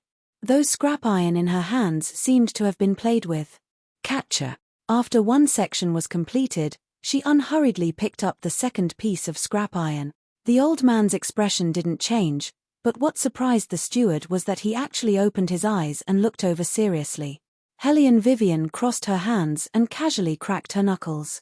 Multitasking, she asked, "If I win, will I get the 100,000 taels of silver?" Ah! The steward didn't expect to hear such a question and couldn't react for a moment. Hellion Vivian frowned and stopped what she was doing. No reward? Then what was the point of playing with these things? Continue. The old man spoke in a deep voice. His eyes glowed as he looked at Hellion Vivian. "Little girl, let me see how fast you can be." Hellion Vivian curled her thin lips and said with a smile, "Then give me the money first." Silver. What silver? It wasn't easy for the old man to find a good seedling, but in the end, this girl kept talking about money with him. He was so anxious that his beard was blown up. The steward had an awkward expression. "It's the prize from the Phoenix restaurant. Whoever wins will get it. I'll go and prepare it now." "Little girl, you heard it. Can we continue now?" The old man couldn't be blamed for being so impatient. He wanted to take a closer look to see if he was hallucinating. Yes. Hellion Vivian moved her neck and looked very handsome. This time, she didn't have the laziness from the previous time. Her sharp phoenix eyes looked up and her fingers tapped on the scrap iron as she concentrated on assembling. No one knew that for her reborn self, disassembling weapons was nothing more than the most common of everyday activities. She could successfully disassemble AK-4 within 10 seconds with her eyes closed. Then, she would use another 10 seconds to assemble all the scattered parts back together. She was very familiar with these pieces of scrap iron that were made of an unknown material but had perfect curves. In the 21st century, she played with them every day. She didn't expect that in ancient times, there would also be disassembly and assembly. How could Hellion Wei Wei not be itching to play with them? Catcher. The second piece was also completed. Moreover, it was successfully fastened with the first piece. The steward opened his eyes wide and looked in the direction of the old man. The old man gripped the teacup in his hand and pressed his hand on the rocking chair as if he wanted to stand up. Catcher. Catcher. The third piece. The steward excitedly straightened his neck. Hellion Vivian wasn't affected by the surrounding environment at all. Her hand speed was very fast. It was so fast that it made people dizzy. It could even be said that if they blinked, they would miss her movements. At that moment, the steward only felt that the pair of hands in front of him was unusually slender and beautiful. She didn't look like she was disassembling, but more like she was playing a beautiful song. With every pull, push, and twist, a clear and crisp catcher sound rang out. Piece after piece of the iron chain was quickly and orderly placed on the stone table. The old man completely stood up. His shocked expression changed. 10 years ago, he took in a talented inner disciple in the Murong manor. After so many years, he was the most talented one. However, Even that brat Murong-chang foam could only disassemble less than 3 pieces. But this girl, 9 pieces. All of them were completed. The old man took a deep breath and raised the teacup in his hand. He wanted to drink a mouthful of water to calm himself down. When he opened his mouth again, he saw Hellion Vivian beautifully turn her hand. Following her movements, all of the iron chains were combined into one, forming a glittering silver line. Whoosh! Hellion Vivian finally twisted her fingers. The silver whip hung down in the wind, as if it could stir up the remaining cherry blossoms in the surroundings. 9 tunes silver snake. The old man couldn't control himself and cried out. His fingers trembled and his mouth couldn't close. He stared at Hellion Vivian with an infatuated expression, as if he had discovered the most precious treasure in the world. How many years had it been? How many years had it been since someone was able to connect so many iron chains together in half an hour? Moreover, she even disassembled these iron chains into a 9-tune silver snake. This was simply 10 years. No, she was a genius that was hard to come by in 100 years. The old man could almost see that in the near future, this girl would become an absolutely stunning armament master. As long as he thought of this, the old man couldn't help but laugh. That laugh was very mellow and resonant. It carried an unprecedented excitement. Girl, this old man has decided. I want to accept you as my disciple. Hellion Vivian held the long whip in her hand. After hearing this news, she didn't say anything. Her face was indifferent, and one couldn't tell if she was happy or angry. However, the steward at the side looked at Hellion Vivian with astonishment. Seeing that she didn't move, he thought that she was too happy and quickly said, Old Two hasn't accepted a disciple for 10 years. This time, he actually has the idea of accepting a disciple. Young Miss is truly fortunate. If you become a disciple under Old Two's name, you can become a disciple of Lord Murong. Who knows how great your future will be? The old man gently stroked his beard and waved his hand with a smile. However, what he didn't expect was that Hellion Vivian actually said, I refuse. Chapter 10. Hearing this, the manager's expression was so astonished that his jaw almost fell to the ground. The old man also didn't seem to have expected such a result. His entire body froze, his eyes wide open as he stared straight at Hellion Vivian. Why? There's no why. Hellion Vivian unhurriedly put down the long whip in her hand, took the banknotes, and left, not caring about the reaction of the people behind her. The old man's expression froze. He clearly still hadn't recovered from the rejection. He didn't know how to describe his current mood. Shock, reluctance, and regret for not being able to obtain such a talent made him suddenly shout in a low voice, Manager Zhong, regarding what you saw today, you can't leak it out. Yes. Manager Zhong promptly nodded. Although he didn't know why Elder Two's expression suddenly became so serious, as the manager of the Phoenix building, the only thing he had to do was to learn how to keep secrets. The old man glanced at the 9-song silver whip on the stone table, bent down and put it away. He then wrapped it in a black cloth and said, Then that's it, you'll take over the rest of the test. I need to go to Grandmaster Zizun's place. Ah! Manager Zhong looked at the old man's back as he hurriedly left. He was completely stupefied. He was only a manager, he simply didn't know how to distinguish who had martial talent. Elder Two, Elder Two. Manager Zhong jogged all the way and called out, but no matter what, he couldn't call back the old man's gaze. Right now, the old man's mind was only thinking about how to win over that girl. That kind of extraordinary talent was simply a natural martial cultivator. If people from other sects were to find out about this matter, they would definitely rise from all directions. Therefore, he had to find Grandmaster Zizun as soon as possible and properly discuss it. Look, that trash came out. How long did it take? Could it be that Elder Two kicked him out? Haha, that's very possible. Elder Two's temper isn't very good. There were originally few martial cultivators, but this trash still came to join in on the fun. Being kicked out by someone who couldn't bear it is very normal. No matter how much ridicule was thrown at her, Hellion Vivian's expression didn't change in the slightest. She was still as carefree as when she first entered. It was obvious that nothing good would come out of this. Everyone rejoiced in her misfortune, and they were even more certain of what they were thinking. After that, they didn't even look at Hellion Vivian again. She was just a piece of trash, not worth their energy. However, they did not know that the trash they were talking about had already won their assembly order. In the depths of the Dragon War Empire's heart, from the east to the west lay an ancient palace. Inside the palace, there was a fine orchid incense burning, and a faint white fog, inducing people to sleep. The palace servant hung up the silver silk curtain, gently opened the incense burner, added some spices with a golden spoon, and then quietly left.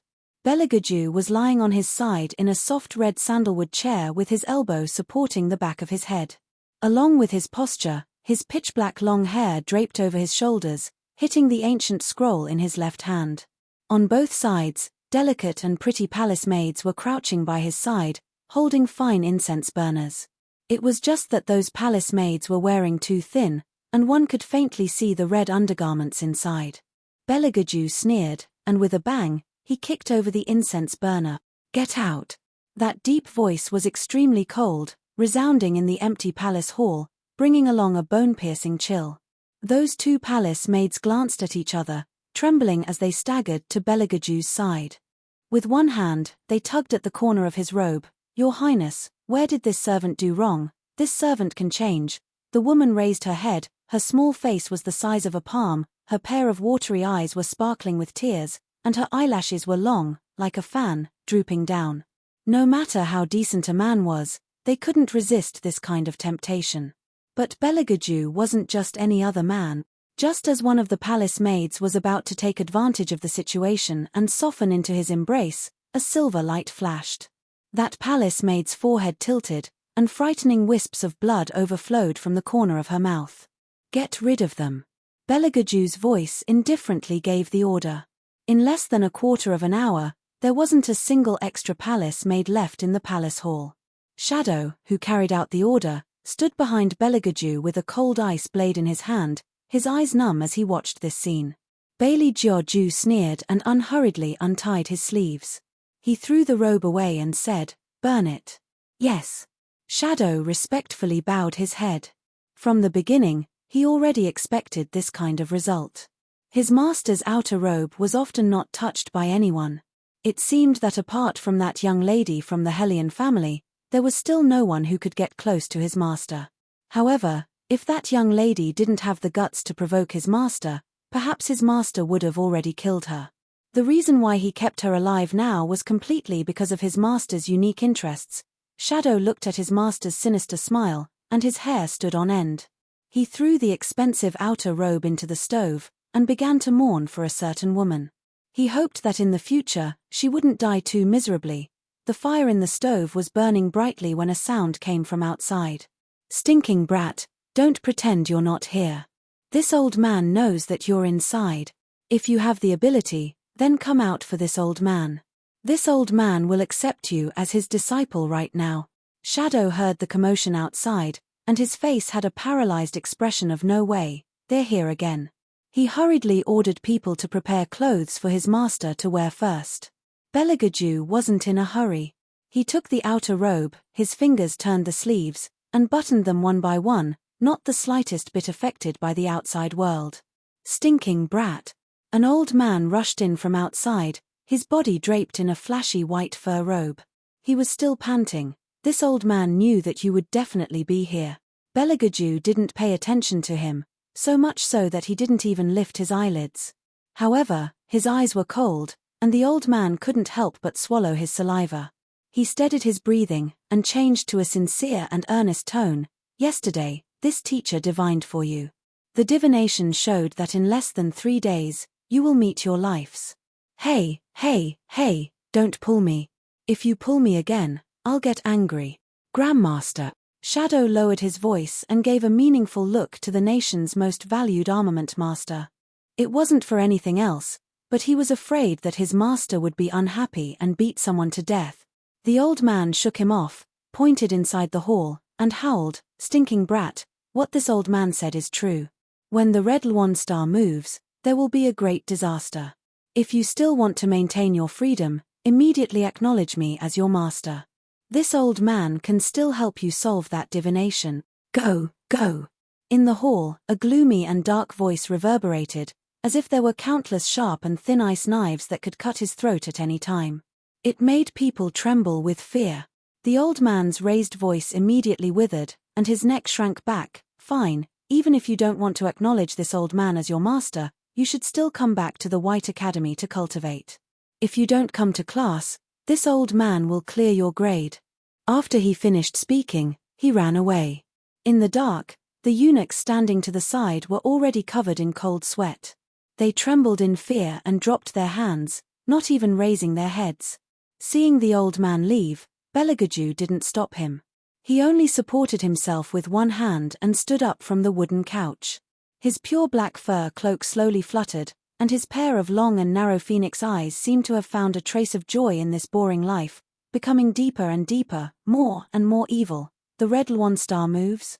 Ah, this lord wants to see how the dead red Luan will move. Chapter 11. A gentle breeze blew in, ruffling the man's hair, revealing a pair of thin but frighteningly bright eyes. The eunuchs shivered, chills running down their spines. Master, I beg of you, please don't laugh anymore. This is not your style. Who is it that provoked you? Call her out, we promise not to beat her to death. At this time, Elder Tu was standing outside the palace with his hands behind his back, anxiously pacing back and forth. When the old man came out of the palace, his eyes lit up, and he hurriedly greeted him. Grandmaster, you finally came out. It's Tu Tien. As the Grand Elder of the Imperial Tutor, other than his lack of confidence in front of His Highness, in the eyes of others, he still had a high status. What happened to your armament master assembly? Hearing Grandmaster ask this, Elder Tu recalled the scene at the Phoenix Pavilion, his old face flushed red with excitement. I won't hide it from Grandmaster, when I was testing, I discovered a rare genius. Oh, there's such a thing. Grandmaster chuckled, not caring at all. That Murong Chang Feng you've accepted is already not bad. If you get another disciple, Tu Lao, you'll have a perfect life. Unlike this old man, I'm still single.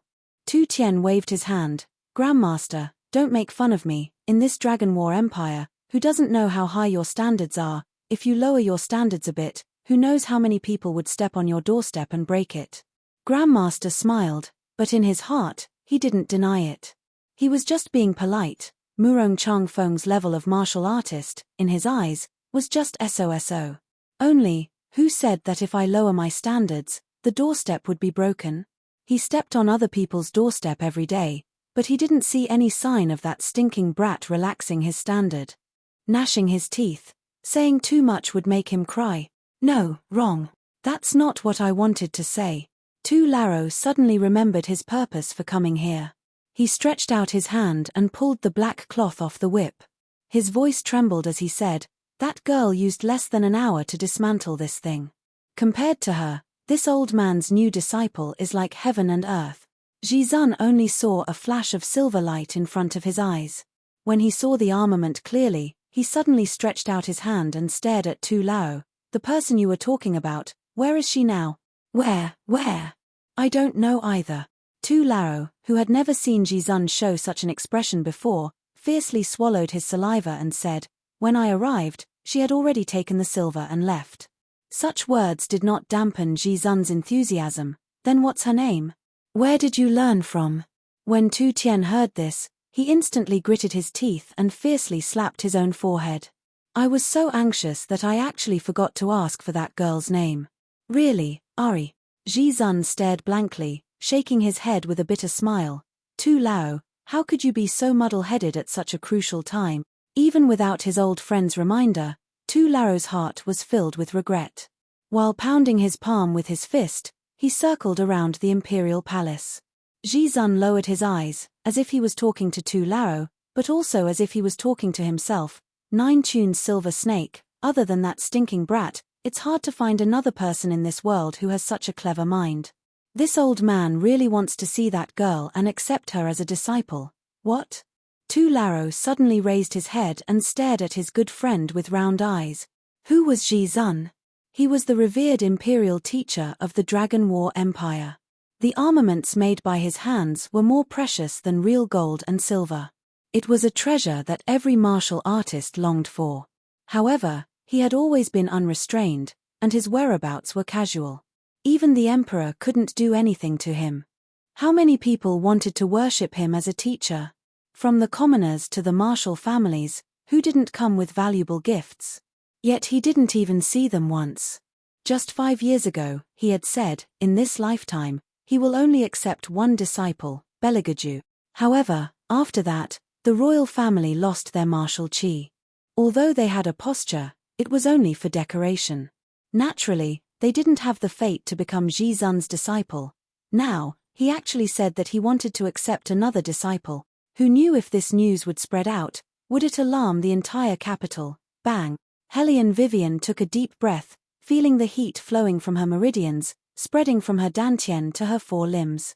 She didn't make a move, but the formless jet-black gas shattered the rocks by the riverside. Woman, the poison in your body has already been completely removed. Yuan Ming smiled evilly. In a moment, I will help you open up all the sealed meridians. When the time comes, the pain will be 100 times worse than now. Are you sure you can endure it? Speaking up to here, he paused, licking his thin lips with the tip of his tongue. Actually, you can choose the second method. If you give your soul to me, you don't have to do anything. I will personally fulfill all your wishes. Why do you have to suffer like this? Hellion Wei Wei rolled up her sleeves, her pure white forehead overflowed with a thin layer of sweat. She curved the corner of her mouth. Yuan Xiaoming, put away your ruffian tone of a cowherd picking up girls. I said I'm not that stupid. I won't sell my own soul, and, the most important thing is, I want to personally take revenge for myself. Yuan Ming's pupils shook, then he suddenly laughed. Woman, you are indeed very interesting. He had seen many humans, but none of them could withstand his bewitchment. In the end, they all became his delicious food. And this woman, hehe, she was worth watching. Since you have already decided, then I will now begin to help you open up all your meridians. Yuan Ming smiled, but it really hurts. As soon as his voice fell, Hellion Vivian felt as if all the muscles in her body were being cut by a sharp blade. A bone-piercing cold swept across her entire body. The cramping pain caused her thin lips to lose all color. But even if it was so painful, she didn't shout to stop. Instead, her fingers sank into her palms, and she frowned, enduring everything. Until the sharp pain passed, the gentle waves of water moved closer to her, making Hellion Vivian feel extremely comfortable. It was as if her whole body was lying in a huge bathtub, surrounded by water that was neither cold nor hot. It was incomparably comfortable and relaxed. My master, congratulations, you've succeeded. This was the first sentence that Hellion Wei Wei heard after her 5 senses returned to their original position. Following that, it seemed as if there was an endless amount of power flowing out from her blood vessels. Finally, it melted into the palm of her hand, intricate yet complementing each other. A golden light surrounded her, making her look like a star that suddenly rose, emitting a dazzling light. All of this, except for herself, no one else could see. Chapter 12. Because the place that Hellion Vivian chose to cultivate in was the gift that Yuan Ming gave her when they first met, the immortal realm space. Here, there was no noise, only the sound of the flowing stream and the wind blowing through the grass. The environment was very important to a martial artist, and Hellion Vivian who cultivated in the immortal realm space improved her martial chi faster than those who cultivated in the depths of the mountain. This was the reason why people often said to cultivate chi with spirit. Hellion Vivian naturally also noticed this side. After narrowing her eyes and pondering for a while, she buried a dying strawberry seedling in the soil. In fact, she was just trying her luck, but what she saw next made Hellion Vivian shock. She watched as the originally withered seedling seemed to have absorbed enough nourishment, recovering its vitality at a speed visible to the naked eye. It extended its branches and leaves, and even grew small white flowers. Even Yuan Ming who was at the side was stunned. Although this immortal realm space was his, he only knew that this place could cultivate martial chi. Since when was it suitable for plants? Holy shit, it actually started to grow fruits. Yuan Ming blinked, the 2 white ears on his head were stunned. This strawberry really grew a lot. Hellion Vivian narrowed her eyes, reaching out to touch her chin, looking like she thought of something bad. Her eyes were frighteningly bright. Yuan Ming had just shivered, but before he had time to rub his arm, he saw Hellion Vivian take out a banknote from her bosom and directly bury it in the soil. She buried the banknote in the soil. Yuan Ming's pair of silver eyes immediately widened. What the hell is this woman doing? Hellion Vivian didn't speak, her eyes kept staring at the place where the banknote was buried. 1 minute passed, 2 minutes passed, 3. Before 3 minutes passed, Hellion Vivian very unhappily pursed her thin lips. So it turns out that it can't grow silver, this space isn't that good. Yuan Ming. You tell me properly, whose immortal realm space is fucking used to grow silver? But, the strawberries are actually not bad. Hellion Vivian picked a strawberry and put it in her mouth, throwing the other one to Yuan Ming. Yuan Ming didn't care about her feeding him, his posture was like feeding some kind of dog, his white ears perked up, catching it in his mouth was filled with the sweet taste of the strawberry. This strawberry seems to be different from the ones outside. Hellion Wei's eyes flashed as she picked up the strawberries again. Only then did she discover that these strawberries were surrounded by a kind of faintly discernible qi. For a martial artist, this was undoubtedly a great supplement. In other words, the fruits here were not ordinary fruits at all. Instead, they were existences similar to the heavenly mountain snow lotus. With them, even if Hellion Vivian went to White Academy, it was inconvenient to enter the immortal realm space to cultivate, she could still get twice the result with half the effort. At the same time, layers of roses covered the entire hall, making this palace that was buried in the night look like an ancient castle from the 17th century. Under the layers of curtains, there were low-key luxurious black wood dyed with silver-carved stone pillars. Those stone pillars were erected in picturesque disorder in the 4 directions of east, west, north, and south, as if they could support the entire palace hall. On the main seat of the palace hall, a man lazily reclined, his ascetic robe half open, his long black hair draped over his left and right sides, as if it was dyed with an arrogant ink-black color. His tall and straight ivory nose flashed with the luster of pearls, his slender fingers were wrapped in black gloves, only revealing an inch of porcelain white wrist, attracting people to look again and again. His posture made him look like he was asleep. One hand was lazily supporting the side of his face, while the other hand was lightly resting on the armrest of the throne. His long and narrow eyes were slightly closed, looking very indifferent. However, when a black shadow silently appeared in the room, he suddenly opened his eyes. His eyes were as evil as the night, as if they could see through everything in this world. Your Highness, the High Priest has come out of seclusion. After hearing about the matter between you and Miss Hellion, it seemed that he couldn't find any good adjectives, so Shadow changed the topic. His walking over here. The man's pupils were like a cat's eyes, slightly narrowed, emitting a dangerous aura. Ah, the matter between me and her? What matter could there be between me and her? Shadow thought his master had forgotten and respectfully said, last time when your Highness passed by the Defense Division residence, you helped Miss Hellion get out of trouble. Get out of trouble? The man's voice dragged out, the demonic coldness in his eyes directly attacked Shadow. Are you reminding me right now that I was taken liberties with by a woman? Shadow's entire body stiffened, swallowing his saliva with difficulty. This subordinate, a Jew, you're bullying our little Shadow again, you shouldn't, really shouldn't. Suddenly, the palace door slightly opened, a man wearing a dark red cloak slowly walked in, the corners of his mouth carrying a licentious smile. Above the collar of a white fox without a trace of impurities was a face that could topple all living things, a body that was so red that it dripped with blood covered his body. Not only was it not eye-catching, on the contrary, it made his entire person even more charming and handsome. He looked at Belagaju and jokingly opened his mouth. I heard that you took a fancy to a little kitten. Belagaju lazily raised his eyes and didn't respond. Instead, he calmly turned the black jade thumb ring on his finger, coldly ordering his subordinates, go prepare hot water. Yes. Shadow lowered his eyes and accepted the order. In less than half an hour, a thick layer of hot air soared up in the palace hall. The licentious and unruly man didn't give up on the topic of the little kitten, his thin lips slightly curved, his arm casually placed on Belagaju's shoulder. I also heard that the little kitten took liberties with you.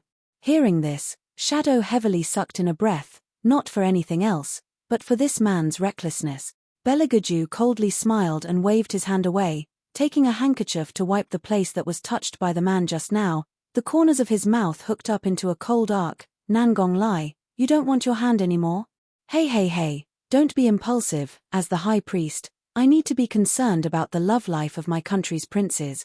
Nangong Lai immediately took a step back, raising both of his hands to show his innocence. His gaze swept over Belegaju's unfathomably handsome face one by one, as well as the low-key and elegant embroidery on the collar of his long robe. The man in front of him was graceful as if he had been carefully sculpted. Most of the time, his expression was alienated, indifferent, and lazy, even to the extent that he had lost his martial chi. But even so, the innate powerful aura on his body could still suppress any other prince except for him. Belegaju, this man was truly born from the darkness. Even he couldn't figure out his ability, not to mention, he still wasn't sure whether he really didn't have any martial chi. Chapter 13. However, someone who dares to take liberties with you must be very interesting. Only, Arju. Nangong Lai still fearlessly raised his eyebrows. It is said that the kitten was born in the general's residence. Belegaju tore open the robe on his body, his expression cold. Are you in seclusion, or are you gathering gossip? I am a person who knows everything under the heavens. Nangong Lai blinked his left eye, devilish. Also, when I am bored, I will help you read a few divinations. Bailey Jiaoju picked up the wine glass beside him and swirled it slowly. No one could tell whether he was happy or angry from the side of his handsome face. If you want to talk about the Red Luan Star, then you can get lost now.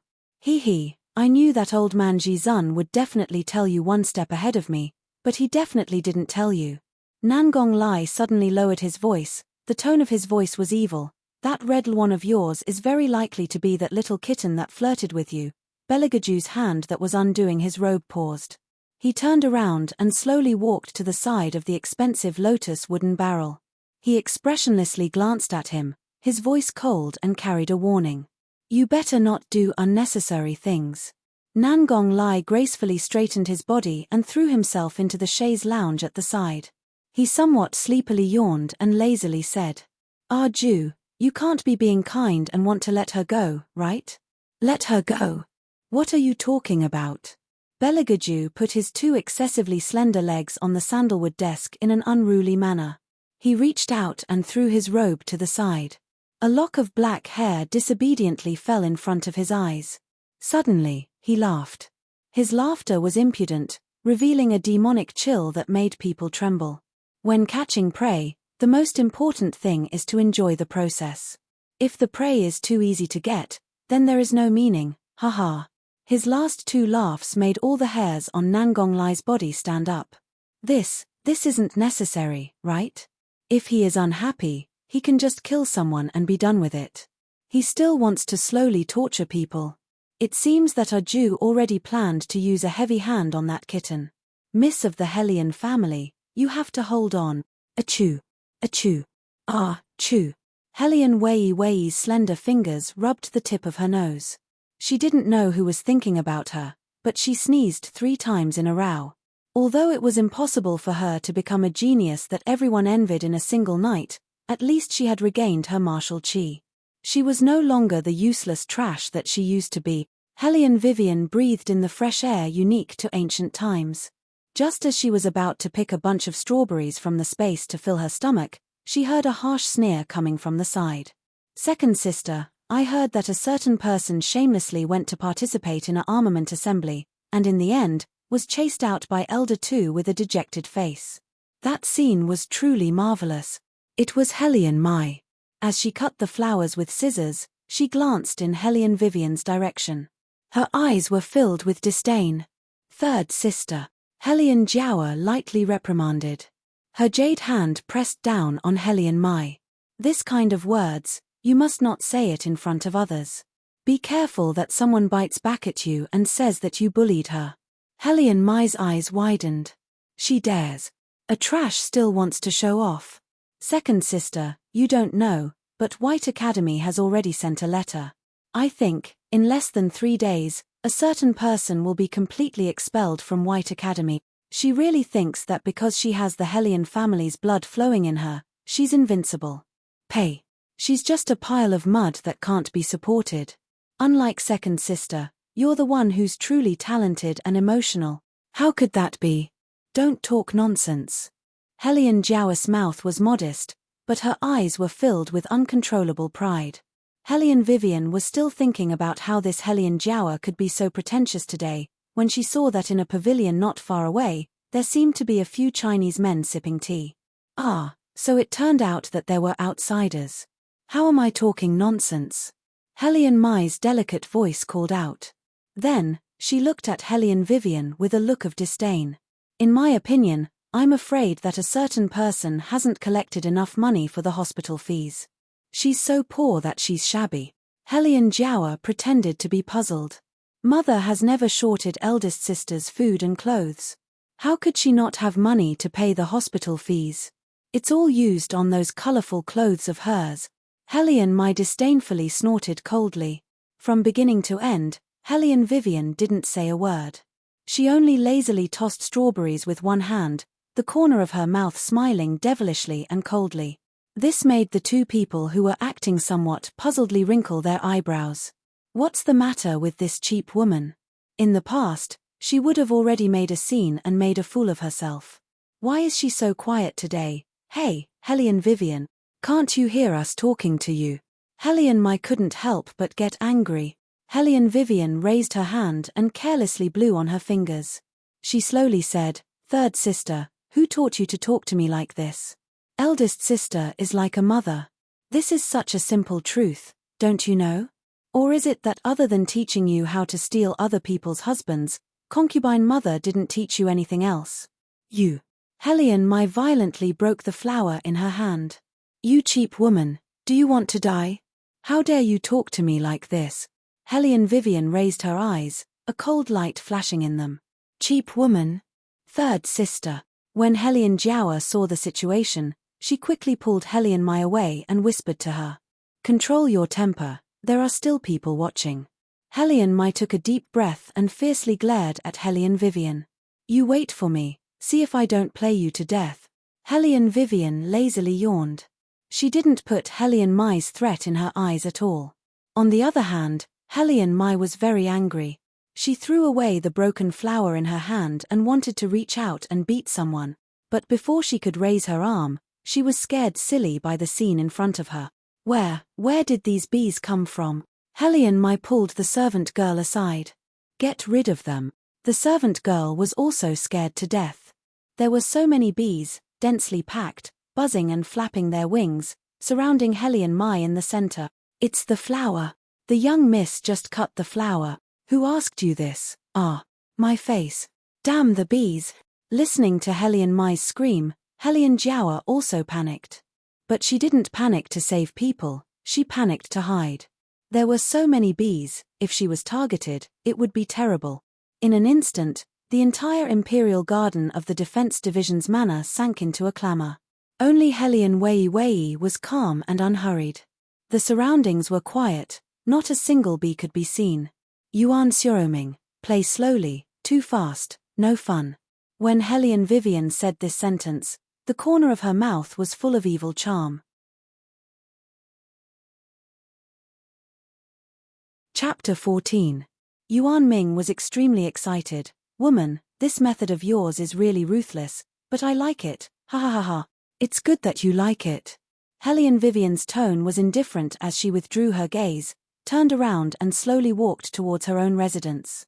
Yuan Ming rubbed his chin. "If they knew that not only were you not kicked out, but you even won 100,000 taels of silver, I wonder what kind of expression those two stupid humans would make?" "Yeah, who knows?" Hellion Vivian licked her thin lips with the tip of her tongue, indescribably evil and bloodthirsty. Yuan Ming propped up the side of his face and laughed. He was looking forward to it. Really looking forward to it. "Senior Hellion, this is your family's eldest daughter, right?" The one who spoke was a man wearing a large cloak sitting next to Hellion Guangyao. That man was none other than Nangong Lai, who had just come out of seclusion. He lightly turned the white jade teacup in his hand, a trace of playfulness quickly flashed through his eyes. However, The impatient Helian Guang Yarrow didn't notice this and even thought that Nangong Lai came today to denounce him. His attitude was especially respectful. I've let the high priest see a joke. This little girl of mine has a fierce temper, doesn't understand the rules, and even angered the royal family. According to this old man's opinion, she should be thrown into the dungeon and properly disciplined. Hearing this, Nangong Lai's long and narrow bright phoenix eyes curved into a faint ridicule. Everyone said that Helian Guang Yarrow was magnanimous and was a rare talent. He really hadn't seen a talent who, in order to protect himself, would push his own daughter into the fire pit. It seemed that rumors really couldn't be trusted. Nangong Lai flicked his sleeve and put down the teacup in his hand, saying, Senior Helian seems to be oversensitive. His Highness doesn't have any intention of blaming Miss Helian. That guy always took revenge for the smallest grievance. On the contrary, I just heard Miss Helian and the others talking. It seems that they mentioned White Academy. What? Is Miss Helian also preparing to enter the academy? If that was the case, there would be a good show to watch. He remembered that Jew had also promised to go back. When the time came, Helian Guang Yarrow didn't understand why Nangong Lai would suddenly smile so devilishly. Hearing him mention White Academy, he instinctively thought that the other party was asking about his beloved daughter, Helian Mai. He pretended to be modest as he smoothed his beard, yet he couldn't conceal the pride in his words. I didn't expect that even the high priest had heard about this matter. My daughter is untalented, but her good friends in the capital spread the news like wildfire. This old man is truly ashamed. When Nangong Lai heard this, he knew that Helian Guang Yarrow had misunderstood who the person he was referring to was. However, Nangong Lai didn't explain further. He only smiled evilly as he picked up the teacup again. The corners of his mouth slightly curved up. Misunderstandings weren't important. What was important was that the little kitten who had taken liberties with Jew was going to live in the same courtyard as him. Sure enough, when the red lawn moved, it couldn't be avoided. Things were getting more and more interesting. On the other side, in a side courtyard that had been abandoned for a long time, Helian Vivian looked at the letter that White Academy sent to her on a fast horse after she had paid the money. Her long, shapely eyebrows raised. Notice of admission? What the hell was this? Congratulations, you have already obtained the qualifications to enter White Academy. From today onwards, students who have received this letter are requested to prepare the following items: a white and blue robe, a high-class scholar's hat, as well as a silver fox fur coat and the inkstone writing brush required for admission. The corners of Helian Vivian's mouth twitched a few times.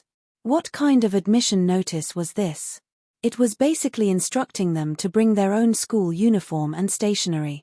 For Helian Vivian, who had once again returned to her student years, it was really funny. White Academy. What a nostalgic name. Yuan Ming sighed at the side with an expression that said, I have a lot of stories, come and ask me quickly. Helian Vivian actually gave him face. Her lips curved into a smile as she said, You also know about White Academy? Of course I know. Yuan Ming's arrogant voice was full of pride. Back then, I had crippled many of their students. Helian Vivian was speechless. This was really a piece of news that was worth being happy about. Bullshit. She had to carefully consider whether to bring Yuan Ming in. She was afraid that someone would not be able to hold back and would impulsively beat Yuan Ming to death. If you go to White Academy, don't forget to mix into their battle spirit forces. That group of guards is still very good. Yuan Ming solemnly instructed Helian Vivian. She rarely saw him like this and could not help but be interested. Oh? What's good about it? The food is good. Yuan Ming licked the corner of his mouth. I used to go there often. Helian Vivian was speechless. She must be crazy to think that he was serious. Moreover, I remember that students who enter the battle spirit forces can be exempted from those admission fees. Yuan Ming held his chin and narrowed his eyes as he recalled. Helian Vivian suddenly raised her head and the corner of her mouth brought out a smile. It is indeed a good group of guards. Let's go. Yuan Ming's mouth twitched. Don't tell me that you are aiming for their exemption from the admission fees. Compared to you who is only interested in their food, my pursuit is much higher. Helian Vivian lazily pinched a strawberry and put it in her mouth, asking, What kind of guards are they? Let me understand first. Yuan Ming raised his eyebrows and looked at her evilly. I guess it is useless even if you understand. Why? Hellion Vivian smiled lightly. You don't believe in my strength. Yuan Ming shook his finger. This has nothing to do with strength. This army is very mysterious. They are not controlled by anyone and can even disobey the emperor's command. In addition to their amazing talent, they also value personal cultivation very much. In the Divine Continent, no one knows who they are, but all the empires know that they are hidden in White Academy. Maybe they are the old people who clean the academy, or maybe they are the masters who teach martial qi. And the people they choose are usually the famous nobles in the capital. What about you? As far as I know, your father is not very good to you. Hellion Vivian laughed softly. When she turned her head, her eyes lit up. Yuan Ming, have you heard of a saying from us humans? What? Yuan Ming looked up. Hellion Vivian slowly said word by word, 10 years to the east, 10 years to the west, 10 years to the east, 10 years to the west, lie. Little. Years. Poor. At that moment, it was as if all the brilliance was concentrated on her body. Her long sleeves fluttered in the wind, bright in the sky. Yuan Ming looked at the girl standing in front of him. The blood in his body seemed to have been ignited. He couldn't help but admit that perhaps being contracted was not a bad thing. At dusk, a light breeze brushed past. In order to buy the things mentioned in the admission notice, Hellion Vivian left early in the morning, throwing strawberries in her hand. As an unfavored young lady, there were advantages. At least she was free and no one cared about her. She didn't know if it was because she was about to enter the academy, but those young masters and young ladies driving the carriages all bought a pile of expensive robes and tall hats. So much so that several cloth stores were out of stock and out of stock. Hellion Vivian strolled for a long time but still couldn't buy what she wanted. She planned to rest first, but before she could walk to the Phoenix Inn, a carriage blocked her way.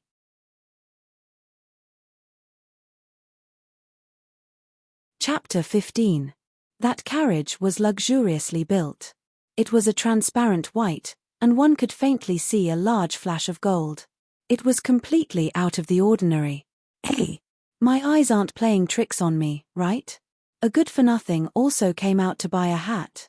Hellion Mai, who had just been bitten by a bee, had just come down from the carriage and opened her eyes wide.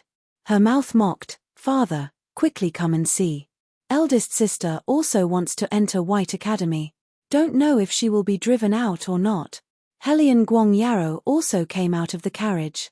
After seeing Hellion Vivian, he fiercely wrinkled his thick eyebrows, as if he felt disgusted just by looking at her.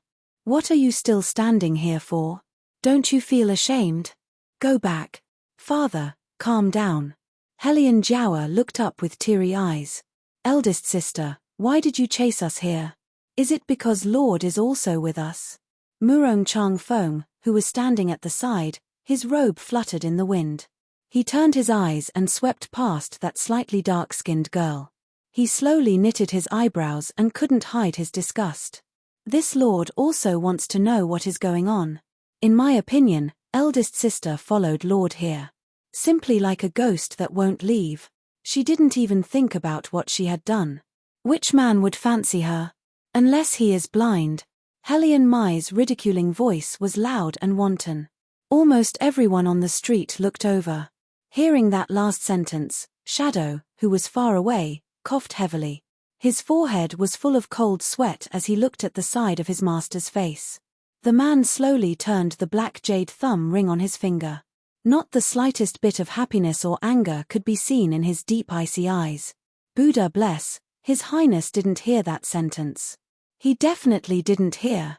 Bullshit. That woman had shouted blind so loudly that even he had heard it. How could his master not have heard it? I say, eldest sister, don't tell me you still haven't given up on Lord. Hellion Mai glanced at her. Wake up, will you? The person that the heir likes is second sister. How can you compare to second sister? You've been out for so long, but you haven't bought anything. Could it be that you don't have enough money? Haha, if you have the time, you should look at yourself in the mirror and see how poor you look. Don't always think about flying up to become a phoenix all day long. Hellion Vivian crossed her arms in front of her chest. She didn't say a word from the beginning until Helion Mai closed her mouth. Then, she slowly raised the corner of her mouth. Are you done? What Helion Mai couldn't stand the most was her indifferent attitude towards everything. She snorted coldly. Since you're done talking, let me do the talking. Helion Wei took a step forward, the corners of her mouth faintly discernible smiling. Then, she suddenly bent down, extended her hand and pinched Helion Mai's chin. Who told you that I followed you here? I'm only going out to buy something. Aren't you thinking too highly of yourself? As for Murong Changfeng, you should quickly take him away. A trash man with only a lower body and no brain. Just looking at him makes me sick. You, how dare you say that about Lord? Helion Mai's whole body trembled as she angrily pointed at Helion Vivian. Murong Changfeng was so angry that his entire handsome face was distorted. What did this damned woman say about him? A trash man with only a lower body and no brain.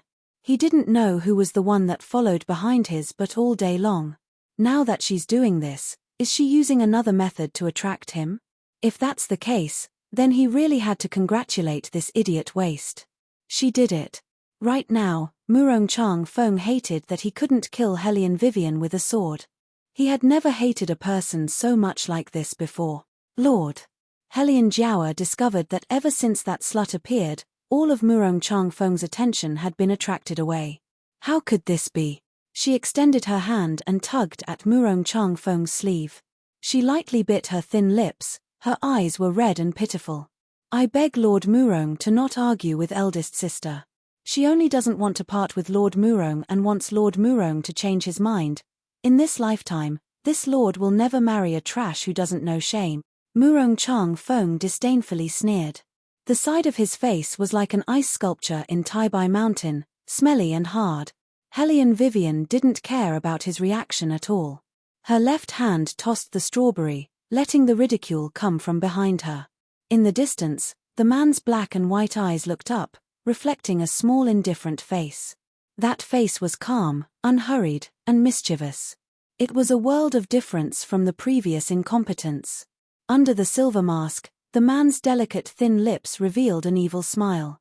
Helion Vivian, you're really interesting. Seeing that you're so interesting, this lord will let you stay for a few more days. Such an interesting prey, if played to death too early, then it would be boring. Your Highness. Shadow shook off the goosebumps on his body. Oh my God, Master, can you not laugh anymore? Where are you unhappy? Just say it directly. Let's go. The man indifferently threw out a word. His long sleeves floated in the air, his back like a pine tree. Shadow stared blankly. Go. Didn't he say he was going to kill that Hong Wan today? Did His Highness change his mind again? According to his former master's habits, the later he took care of a person, the more miserable that person's fate would be. Shadow glanced back, then glanced at Helion Wei on the long street, and silently mourned for the other party. On the other side, Murong Changfeng's anger still hadn't subsided as he brought Helion Jiaoer and the others into the inn. The reason why they went out together today was because Murong Changfeng wanted to introduce Helion Jiaoer to his master, Master Tu Laro. Tu Laro saw his own disciple push open the door and enter with a face full of anger. He frowned.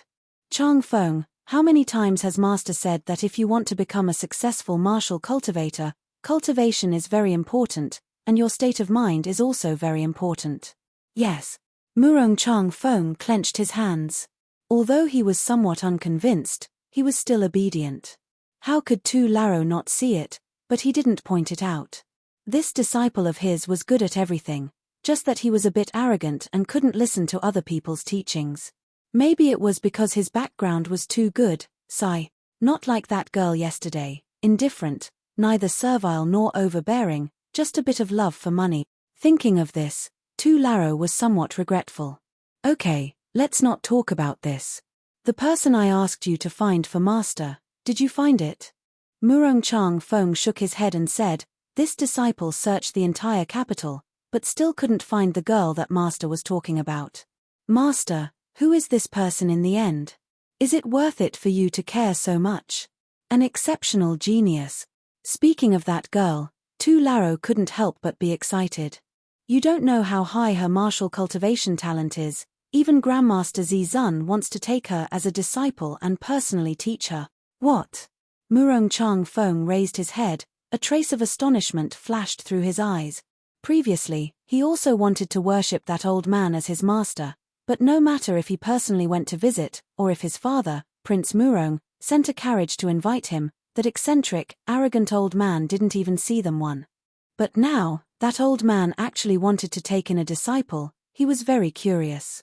Who exactly was it that entered his eyes? Chapter 16. Lord, who is the young girl you're talking about? Unable to stand the other side ignoring her for so long, the Hellion Jiawa opened her mouth sweetly. Maybe my father can help look for her. Murong Chang Feng then remembered that Hellion Guang Yarrow was still in the inn and quickly introduced him. Master, this is Lord Hellion, who is in charge of the military. Isn't the high priest always in charge of the military? Can a different person manage it? Tu Tian still wanted to find the person, so he didn't think much and asked. Hellion Guang Yarrow's smiling face stiffened, even his words were somewhat forced. This official is only an assistant. I've met the Great Master once before. This time, Lord brought this official to find the Great Master in hopes that the Great Master would accept my daughter as a disciple. At this time, Tu Tian realized that he had misspoken, so it wasn't good to directly reject Hellion Guang Yarrow's request. He only patted his own head and said, "Look at this brain of mine, it's getting worse and worse. I'm getting old. I forget the people I've met in the blink of an eye. Then what about my daughter?" Hellion Guang Yarrow asked tentatively. Tu Tian looked at the Hellion Jiawa standing behind him. Since she's recommended by my disciple, her aptitude must be extraordinary. Hearing this, the Hellion Jiawa's face revealed an unconcealable pride. Another vain person. Tu Tian shook his head and continued, "To tell the truth, I only want to accept that young girl as a disciple right now. As for the others, forget it." The Hellion Jiawa, who had never been rejected by anyone, her eyes flashed with a trace of venom. Could that young girl compare to her? However, even if she thought so, the Hellion Jiawa wouldn't show it on her face. She only smiled. Jiawa really wants to see the elder sister that the Great Master mentioned. Haha, I also want to see that girl one more time. Unfortunately, I only know that she's about 15 or 16 years old. I don't know anything else. That girl seems to have vanished from the face of the earth. Look at the cloth she's wearing. She should be from some family's young miss. Why can't I find her? Tu Laro muttered to himself endlessly. No matter how he thought about it, it wasn't that Hellion Vivian had disappeared from the world, but rather that from the very beginning, Murong Chang Feng had already excluded Hellion Vivian, so even if he searched the entire capital, he still wouldn't be able to find that genius from the Phoenix Pavilion that day. The next day, the sun was high in the sky and the wind was refreshing. Countless luxurious carriages left the city. The scene was extremely grand. There was not a single person in the capital who did not know that today was the opening day of the White Academy. The young ladies of the aristocratic families were all dressed up meticulously. Only Hellion Vivian was wearing her usual clothes. She carried a small backpack and was ready to set off. When they were leaving, Hellion Mai wrinkled her eyebrows in disgust. She turned her head and shook Hellion Guang Yarrow's arm. "Father, you shouldn't be thinking of letting my second sister sit in the same carriage as her, right? That poor and pedantic appearance, if it was seen by others, how would my second sister and I make friends in the academy? This carriage simply doesn't have a share of that wicked girl." Hellion Guang Yarrow patted Hellion Mai. "When we arrive at the academy, you and your second sister can just pretend that you don't know her." "Yes, father." Hellion Mai smiled sweetly and looked in the direction of Hellion Vivian, complacently glancing at her. Hellion Vivian didn't pay attention to her. Rather than wasting time here, it would be better to hurry on with their journey. "This father of yours is really a beast. They are both daughters, but they are sitting in the carriage, yet you want to walk up the mountain by yourself."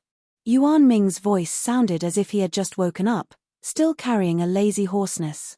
Hellion Vivian indifferently raised her eyebrows. "Yuan Ming, don't use that scum man to insult a beast. A beast will cry to death. So full of breath." Yuan Ming smiled evilly. Looks like you advanced again yesterday. Hellion Vivian's mouth curved, but didn't deny it. Yuan Ming looked excited. Then let's go quickly. When we arrive at White Academy, we'll kill them all. Hellion Vivian was speechless. Just how much did this person like to fight and kill? Did he think that the grudge with White Academy wasn't deep enough? Second sister, look at what that good-for-nothing is wearing. It's really funny. Hellion Mai lifted the carriage's curtain, her face full of ridicule. Hellion Jiaoa let a maid change her hair ornament, and also looked outside the carriage's curtain. Her eyes flashed and said, "Then does third sister want to make her look even funnier?" "Of course I do." Hellion Mai immediately turned around. "Second sister, do you have any good ideas?" Hellion Jiaoa smiled faintly. "I heard that White Academy's closing time is fixed. Once the closing time is over, White Academy will be completely isolated from the outside world. As long as we arrive at the academy before that good-for-nothing, we can block the door she wants to go through. Let's see how she can enter the academy then. Isn't it a little too light?" Hellion Mai still couldn't forget the slap she received 2 days ago. Her eyes darkened. "It's best to completely cut off that slut's path." Hellion Jiaoa smiled and said, "Third sister, did you not read the admission notice properly?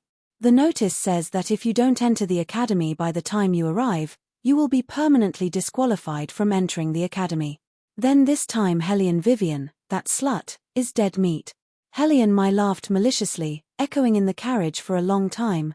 Noon, halfway up the mountain. Hellion Vivian looked at the huge rock blocking the door, her eyebrows wrinkled. "How can there be a rock here?" Yuan Ming raised his head doubtfully. "Such a big rock doesn't look like it rolled down from the mountain."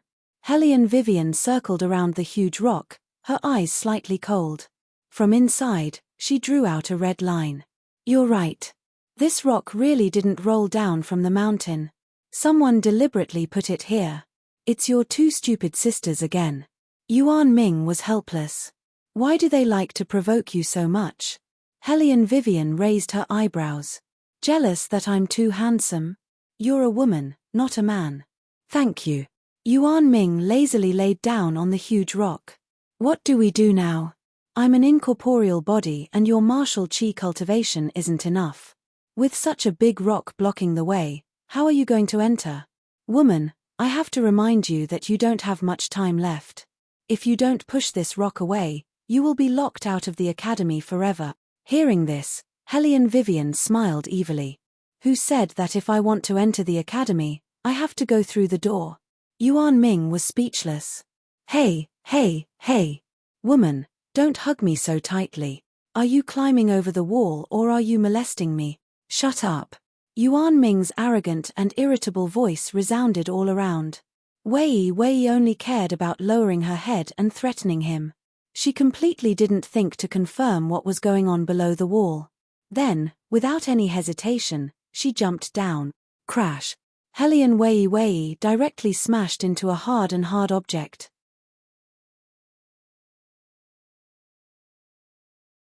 Chapter 17. There seemed to be something a little strange. Especially the sensation on her lips. It was ice cold and had a familiar minty fragrance, so soft that it penetrated her heart. It felt like she was eating vanilla-flavored Häagen-Dazs's ice cream. No. How could there be ice cream in this place? Hellion Vivian hurriedly opened her eyes and found herself in a man's embrace. What was even stranger was that the two of them were even kissing each other. Shadow, who was standing at the side, saw the sudden situation and his mouth opened into an O shape. For a moment, his thoughts were in a mess and he actually forgot to speak. He also forgot to pull his highness up and could only stand there with a dumbstruck expression. His entire body was petrified. Wasn't this the Hong Luan that Master had always wanted to kill? Why did she climb over the wall and even kiss Master without any regard for her life? Hellion Vivian was just about to say, wasn't it just a kiss? She, the main character, is already so calm. Why is the person beside her so exaggerated? However, the man who was being pressed down ruthlessly pushed her to the side as if he was pushing away a harmful germ. At this moment, Hellion Vivian finally saw the man's appearance clearly. His lips hung a cold smile that could make even heaven and earth lose their countenance. His hair was suffused with a sinister black color and his thick eyelashes were filled with bewitchment. His slightly curled eyelashes even had a faint silver tint to them. His white and tall nose bridge was like an ancient jade and ivory, and his lips were very light and pure, shining with a pearl luster. It could easily cause others to have the desire to kiss him. His broken lips even brought out this uninhibited sexiness to the extreme. That drop of blood stained his thin lips. Especially when matched with that ascetic face, it was simply breathtaking. However, there was one thing that wasn't perfect. That was the way the man looked at her, as if he had suffered a great loss. Was there a mistake? Generally speaking, shouldn't the woman be at a disadvantage in this kind of matter? Furthermore, this was her first kiss. What was there to be dissatisfied about? However, if she had such a face that could turn all living things upside down, she would also be dissatisfied. After all, she was in the wrong first. Without even looking, she jumped down from the wall and hit him. Furthermore, cough cough, she forcefully kissed him. That's right, it was a forced kiss. She, Hellion Vivian, had done many immoral things in her life, but she had never felt as guilty as she did now. Moreover, this man was obviously a perfectionist who was slightly obsessed with cleanliness. At this moment, his face was gloomy, and his originally bottomless black eyes were even more unfathomable. They were full of dark and thick hostility, and it was so oppressive that it was almost suffocating. It was the dark aura that only kings who had been immersed in high positions for a long time would have. Therefore, she should take advantage of the fact that they haven't reacted and run away quickly. Hellion Vivian picked up the small school bag on the ground and planned to leave. But before she could take a step forward, she was picked up by the man behind her like a chicken. His gloved left hand grabbed the back of her collar, and his voice was cold. "Where are you going?" Was this woman trying to run away as if nothing had happened after forcing a kiss on him? She was simply acting recklessly. Thinking of this, Belegaju's eyes became even colder. Every year, there would be many new students entering the school. That guy, Nangong Lai, knew that he liked peace, so he secretly arranged for him to stay in this courtyard. In the end, as soon as he arrived, he saw a small school bag fly down from the wall, and then, it was this woman. Belegaju turned his head, and his thick eyebrows wrinkled, as if he was thinking of how to deal with this little thing in his hand. Then, he slowly opened his mouth. "You have to take responsibility." "What, is that so?" Hellion Vivian thought that she had misheard, and even stuttered when she spoke. The man's deep eyes were still in the same posture as before, and he stared at her indifferently. Rather than saying that he was staring, it was more like he wanted to tear her apart. Hellion Vivian raised both of her hands, indicating that the two of them should stop fighting. The corners of her mouth rose into an evil smile. "All right, how do you want me to take responsibility? Don't tell me you want to give yourself to me." Hearing this, Shadow, who had just recovered from the previous scene, stiffly sucked in a breath of air. This woman, what did she just say? Make His Highness give himself to her?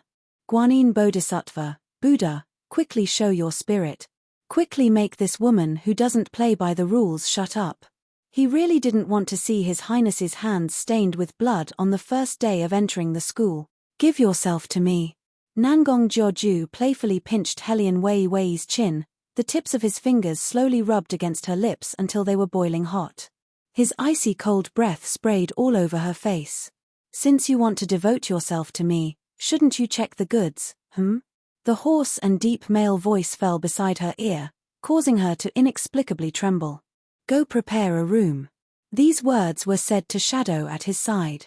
Shadow's eyes widened in disbelief. In his impression, His Highness had never taken the initiative. Usually, it was those women who stuck to him, and he always disdained them. But, today, Shadow shook his head, turned around and left. He must be thinking too much. The reason why His Highness wanted a room was nothing more than to find a clean place to bury the corpse. Yes, it must be like this. Otherwise, he really couldn't figure out what His Highness saw in that woman. Was it that jet-black skin like rice crust? Hellion Vivian looked at the other person's face that was even more shocked than hers, and more or less felt somewhat displeased. What did this guard mean?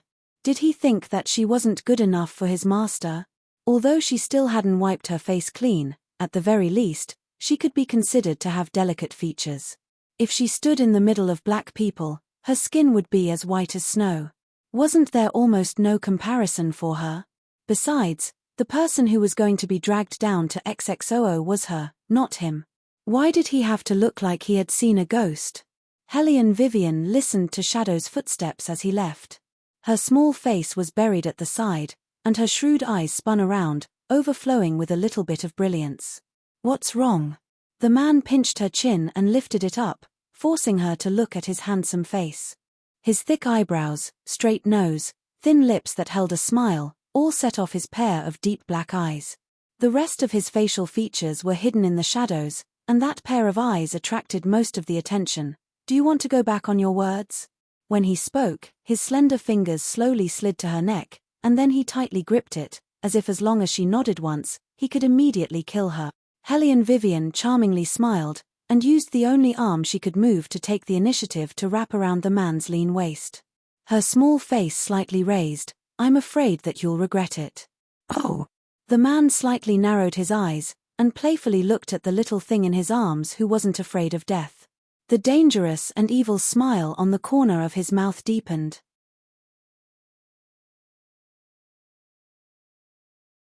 Chapter 18. Now is the time. Hellion Vivian took advantage of the moment when the man was distracted and twisted her arm skillfully. Like a loach, she used the reaction force to escape from his grip. However, he didn't move at all. Instead, he even controlled her movements and grabbed her slender waist. Hellion Vivian smiled. What she was waiting for was his counterattack. Her long legs were nimble and she didn't slow down in the slightest as she bent her knees and arched upwards in a handsome manner. Belagaju's movements paused. In order to protect that important part, he could only temporarily release his grip on Hellion Vivian's hand. However, it wasn't over yet. When Belagaju stopped in his tracks, his handsome face suddenly sank. His deep and narrow eyes suddenly turned cold. Is there poison on your hand? I also don't want to use such a despicable move. Hellion Vivian indeed felt a little guilty. The key was her big brother. She only kissed him once and he wanted to XXOO her. This was too much. Cough, cough. Don't look at me like that. Hellion Vivian had a feeling that she was bullying an innocent young man. After thinking for a while, she took out a banknote. I'll use this as payment for kissing you. After seeing the banknote, Belagaju's long and narrow eyes fiercely narrowed. His strange gaze was like a gorgeous yet cold creature swimming in it. This made Hellion Wei only feel a burst of coldness on her back. She rather uncomfortably grabbed her own long hair, added another banknote, and slapped it in his hand. I can't give you more. In modern times, even those male prostitutes don't pay as much as you do. Even if Belagaju had never heard of the word male prostitute, he could more or less guess what it meant. Good, very good. Suddenly, the man laughed, his voice wanton. You better pray that I won't find you in this lifetime, or else. Hellion Vivian shook off the goosebumps on her body. She didn't want to listen anymore. She jumped up onto the branch. As her black hair fluttered in the wind, she could vaguely hear her clear voice. Handsome man, we won't meet again.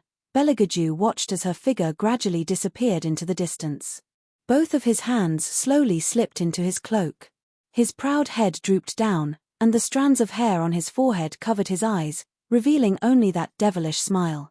The corners of his mouth curled up wantonly, spreading to the side of his sexy face. His entire body was filled with a wanton and unrestrained aura. Then, he flipped his palm and two pure and mellow true qis, one yin and one yang, flowed smoothly through the meridians of his entire body. Not long after, the frozen feeling in his dantian disappeared. He slowly exhaled and opened his eyes. His eyes were cold and filled with shocking danger. The corners of Belagaju's mouth curled up lazily. His left hand casually played with the flint, while his right hand held the two banknotes. His eyes congealed into frost.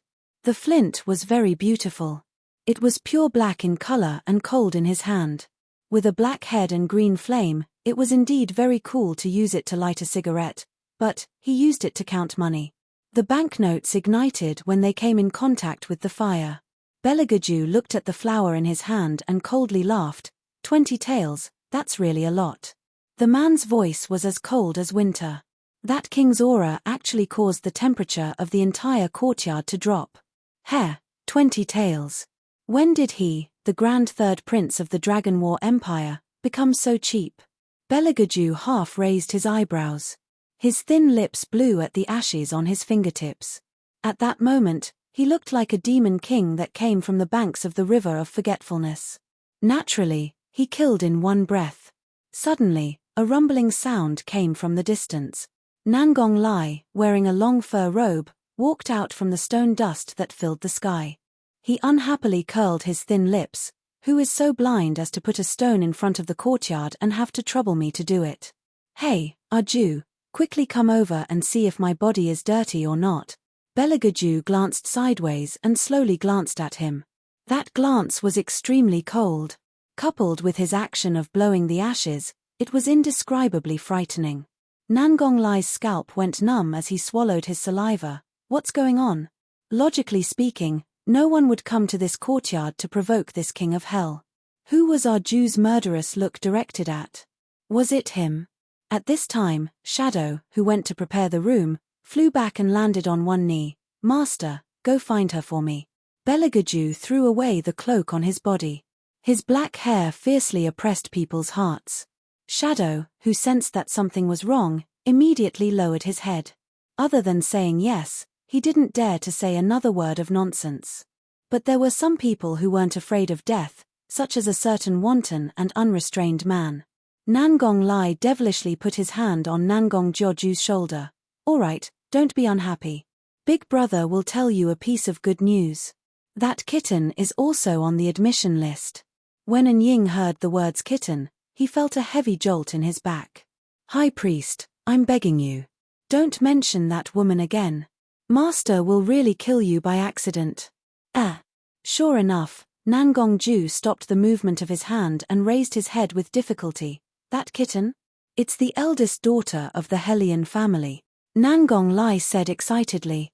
He didn't look carefully just now, but now that he was closer, he discovered. Arju, what happened to your mouth? It's like you were bitten by someone.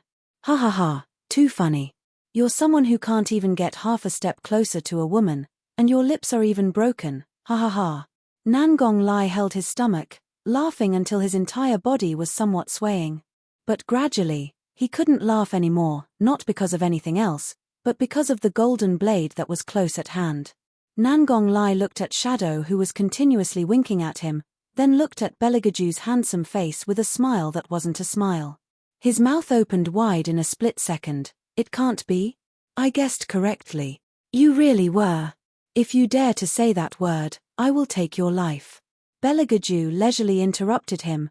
The angle of his chin raised was demonically cold and arrogant. Nangong Lai lightly coughed twice, using a kind of experienced tone. Arju, you don't need to care too much about this matter, and you don't need to keep using pear blossom water to rinse your mouth. You're a man, you have to go through this process.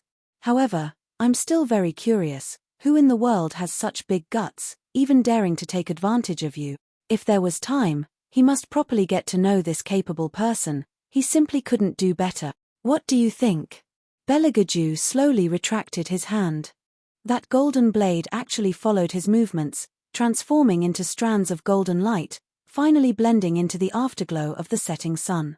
Nangong Lai was very smart. Thinking left and right, he became excited. It's that kitten again? What about her? Where is she? You can go ask them. Belegaju pointed at the ashes of the remaining half of the banknote, his expression cold. Money. Nangong Lai squatted down with a strange expression. What's going on?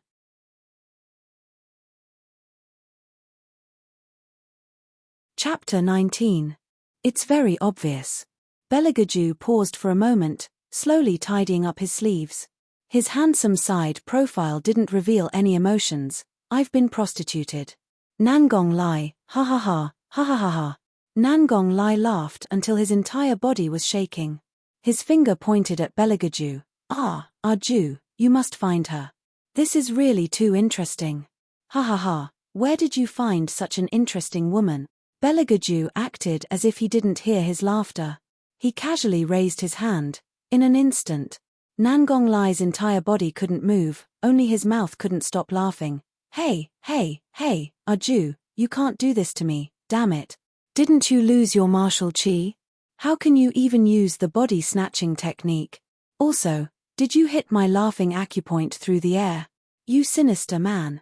Belagaju supported his chin, lazily looking at him. Behind him was the reclining chair that Shadow had prepared for him. In his hand was a freshly brewed tea, completely unaffected by the surrounding noise. His posture was quite enjoyable. Nangong Lai was tired of talking, but he couldn't stop laughing. Arju, didn't you hear what I said just now? That little cat is also on the admission list. If you let me go now, maybe I can help you find her. I'm the vice principal.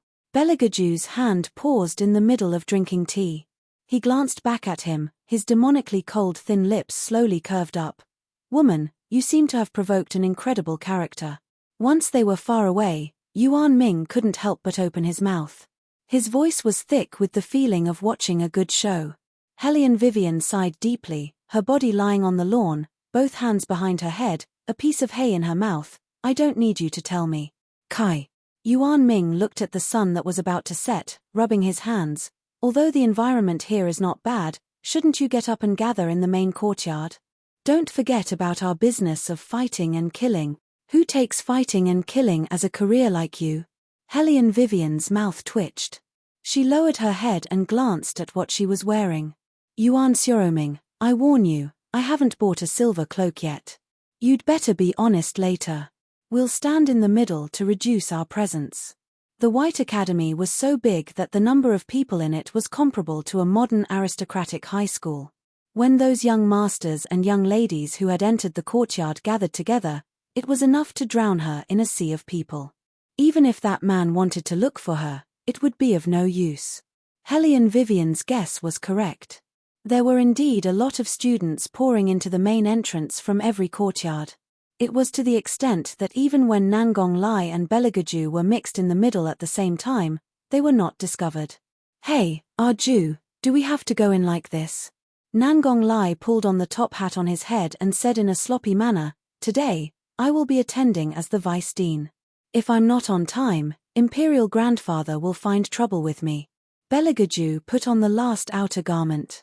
His eyebrows were handsome. How many people know that you're this year's vice dean? Only you and Imperial Grandfather know. A person must maintain a sense of mystery. Nangong Lai blinked his left eye. He had always been unrestrained by the secular world. He had never worn such a formal outer garment. He simply didn't wear it. He swung his hand and put it on his shoulder. Long legs and slim waist, very handsome. Belagaju calmly took back his hand and put it into his outer garment pocket. His voice was indifferent.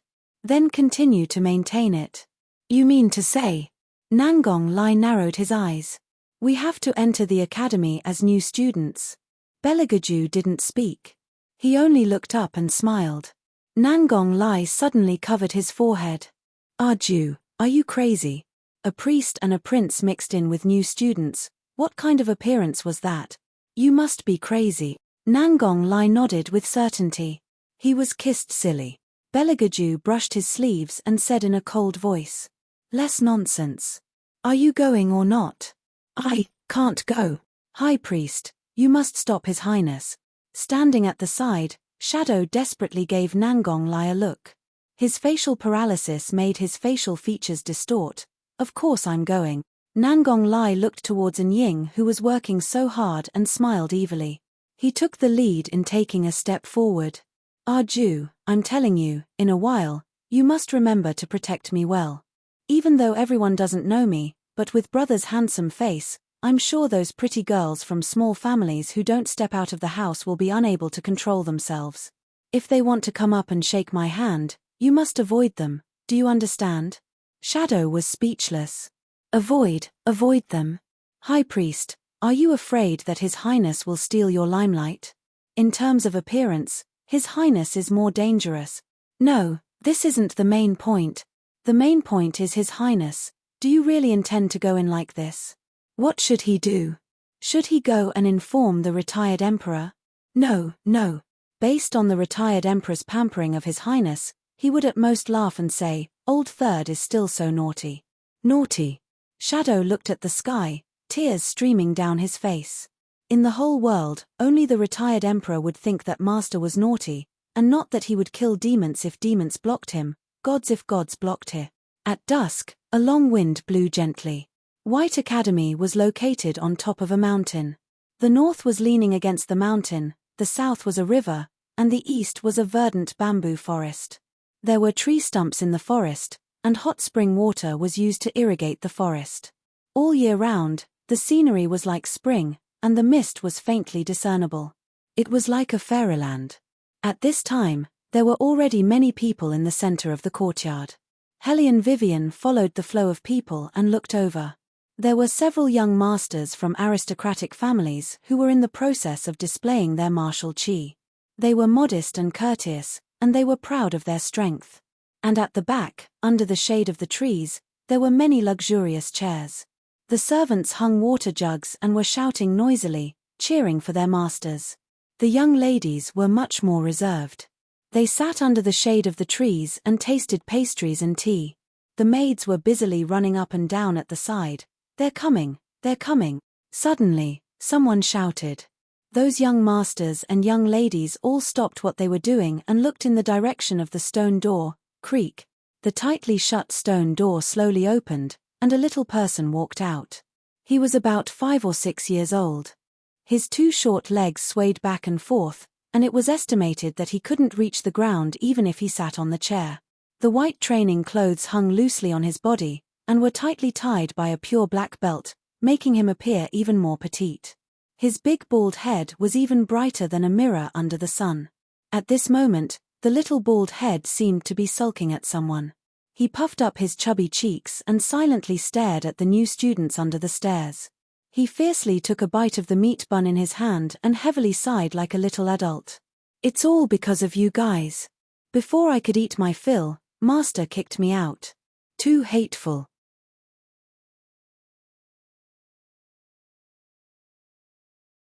Chapter 20. Everyone was stunned. What kind of situation was this? "I don't care."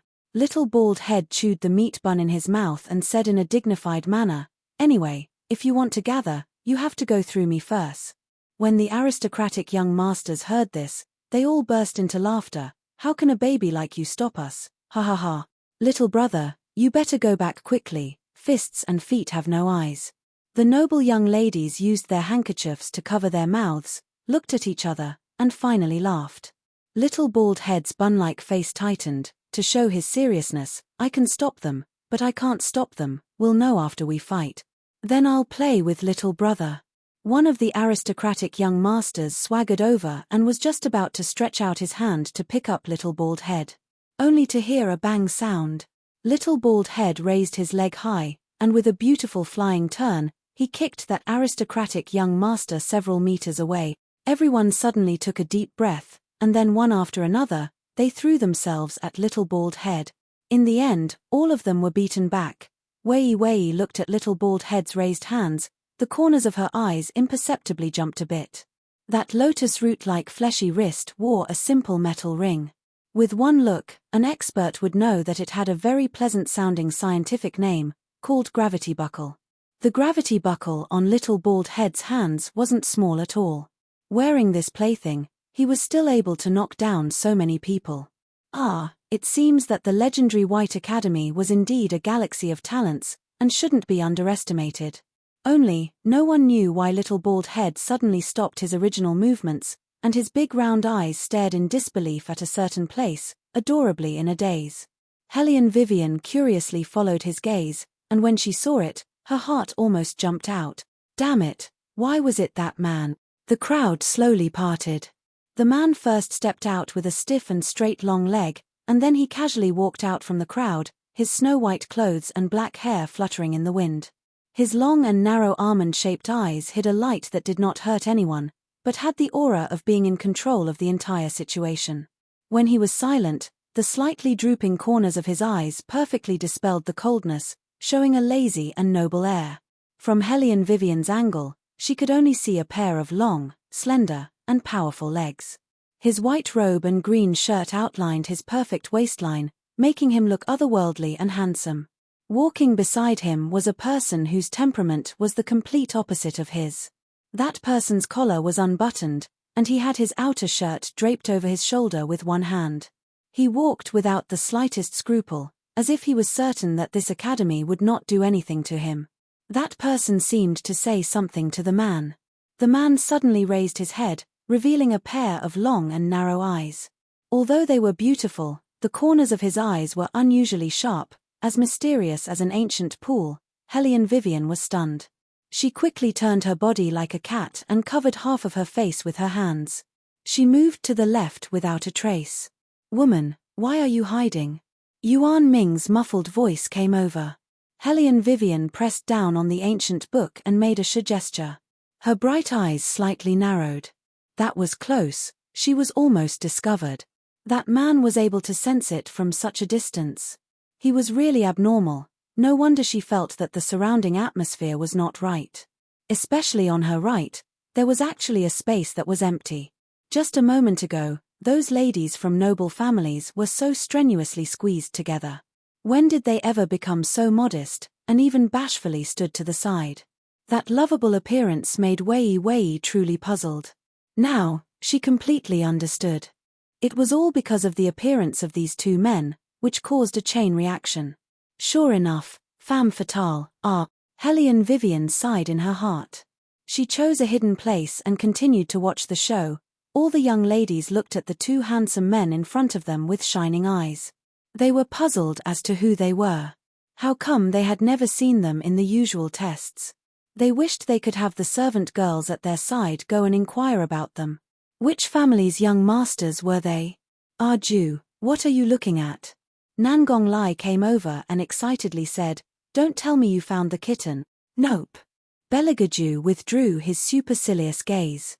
The corners of his mouth slightly hooked up. He was bewitchingly cold and wanton, but, soon, Little Bald Head listened to the conversation between these two people. He was very conflicted. He did not know whether he should make a move or not. He could only hold the meat bun in his mouth. His thick black eyebrows wrinkled into a caterpillar. Finally, he shouted like a tiger, "Master, I don't want to fight anymore. Hurry up and give me back my lunch." As the little baldy shouted, he turned around and ran inside like a little mouse. Everyone was stunned again. What was this situation? The first test was so inexplicably passed. When the stone door was fully opened, on the steps, a man wearing a scholar's hat lowered his head. His face was full of disapproval as he looked at the little bald person. He was more than 30 years old, but he did not look old at all. Instead, his sleeves were clean, gentle and refined. When everyone came in, they saw this scene. No one could tell the man's identity. They thought it was the second test, so they all put on a fighting posture. The man's smiling gaze swept over them inch by inch. His voice was cool to the bone. "From today onwards, you are White Academy students. This semester is half a year. In this half a year, you all had better behave. You can do bad things, but you can't let me know. Kai, who do you think you are?" In the crowd, a young master from an aristocratic family impatiently muttered a sentence. The man's gaze fell on him. His faint smile did not change. "It seems that this young master is very dissatisfied with me. Then you can get lost." "What did you say?" That young master jumped up. His face turned red and white. "Do you know who my father is?" "You crafty." Not waiting for him to finish speaking, the man snapped his fingers. Suddenly, two black shadows appeared beside the young master. The man looked at his frightened face. His expression was indifferent. "Send him back to the residence. Tell General Zhong that young Master Zhong was born noble. I, Tu Su Feng, cannot teach him." "Yes, Principal." In the blink of an eye, that young master from an aristocratic family was brought out of the courtyard. Little Bald Head pulled on Tu Su Feng's sleeve. He already pointed to the left and pouted his mouth. Tu Su Feng's gaze followed over. His long and narrow eyes narrowed. He suddenly laughed, looking extremely happy. "Okay, the fun ends here. This year's new students gave me a big surprise. Next, I welcome you all to White Academy." As he spoke, He slightly opened his arms. The surrounding trees seemed to have a reaction. One after another, they swayed. Large flower petals floated down from above. Dozens of black shadows jumped out from inside the house and stood on top of the tree branches. Their figures were graceful, and their atmosphere was overflowing. What followed was the spring water that burst out from the ground. As if it was guided, it rushed up to the sky and transformed into all kinds of flower shapes. This was the mysterious part of White Academy. She had finally found a place where she could contend with the influential officials. She believed that as long as she could stay here, she would definitely become even stronger. Vaguely, Hellion Vivian seemed to feel as if there was something in the depths of her arteries that was quietly ignited, slowly boiling up.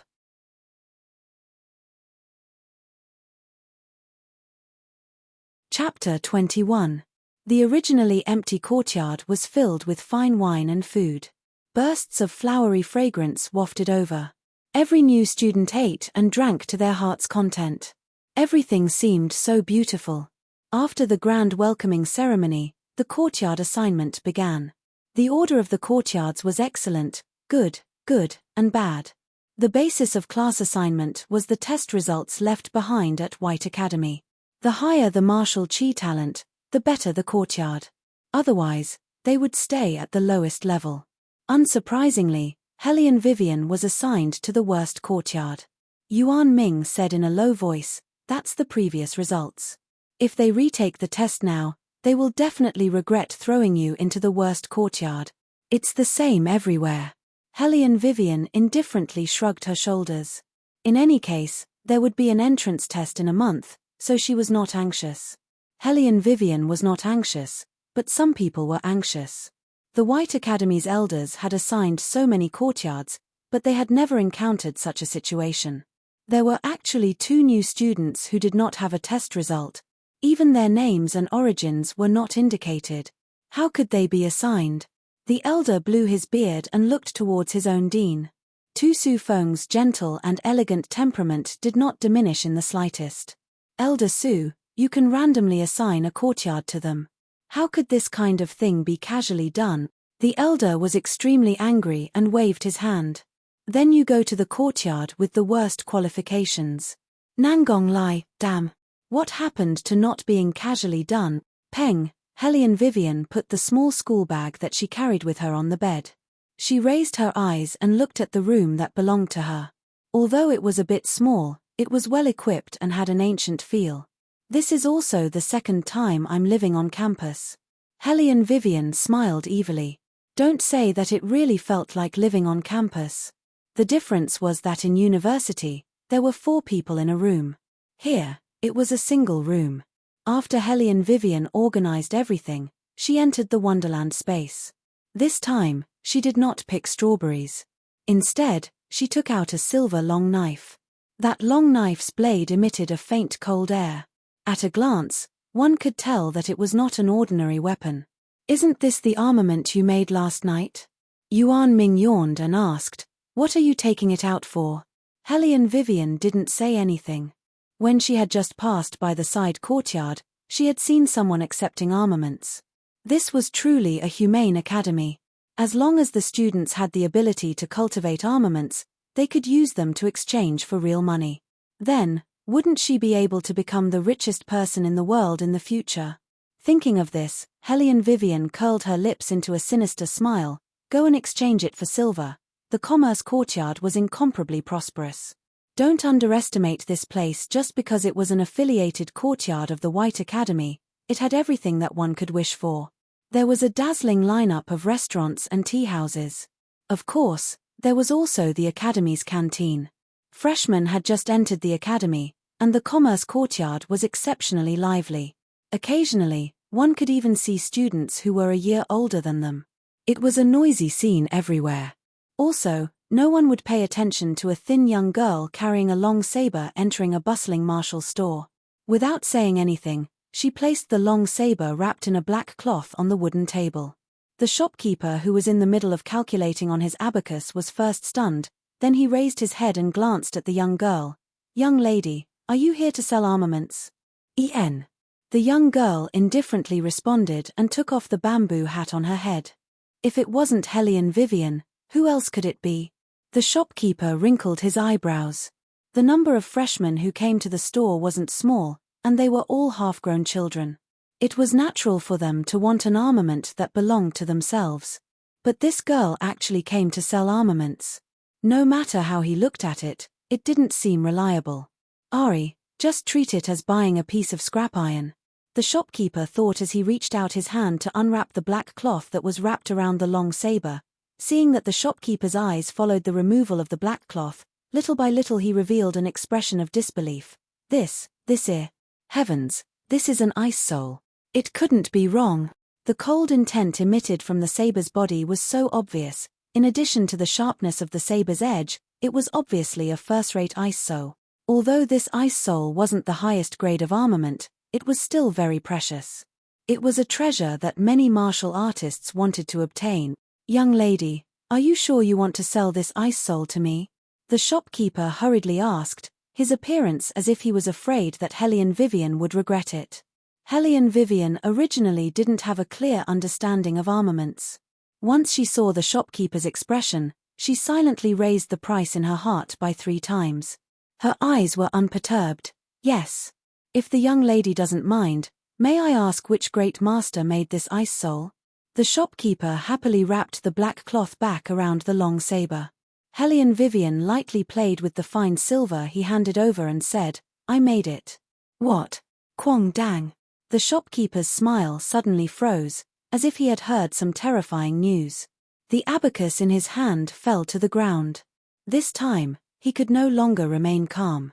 He looked at Hellion Vivian in astonishment. You're saying this ice soul was made by you personally? No one else taught you? Ian. After taking the fine silver, Hellion Vivian didn't stay any longer. With one hand in the pocket of her cloak, she prepared to leave. But she was blocked by the shopkeeper. Young lady, please wait a moment. Hellion Vivian raised her eyebrows and looked at the shopkeeper. Is there something else? Young lady, I see that your armaments are not bad. It's just that the materials used are a bit lacking. Which great master's disciple are you? When the shopkeeper spoke, there was a hint of probing. At the beginning, he was truly amazed by the armament that this new student brought. Later on, he thought that maybe it was a famous disciple from some sect who came to challenge them, so he deliberately took out an ice soul to give them a show of strength. Hellion Vivian glanced sideways, her gaze indifferent. I don't have a master. The shopkeeper was stunned. Then he jumped up again. Young lady, wait a moment. Hellion Vivian let out a long sigh and looked back. The shopkeeper also felt that it wasn't good for him to keep stopping people like this, but look at what he found, a genius in armaments. This girl was only 15 years old and had just entered the academy. Under the circumstances of no one's guidance, she could actually make such a good quality ice soul. This was simply a 10-year, oh no, 100-year miracle. He must immediately go and tell Ji-zun. But the prerequisite was that he absolutely couldn't let this girl leave like this. Young lady, how about this? We'll be responsible for the materials and you'll make it. After that, we'll take back the materials. After the shopkeeper finished speaking, he shrewdly added another sentence. Of course, in terms of treatment, we won't treat you unfairly. Hellion Vivian thought for a moment. After reducing the cost of materials, the net profit should be more in the future. Moreover, she was in the academy now, so it wasn't convenient to go down the mountain to buy materials. She might as well agree to the shopkeeper's suggestion. Okay.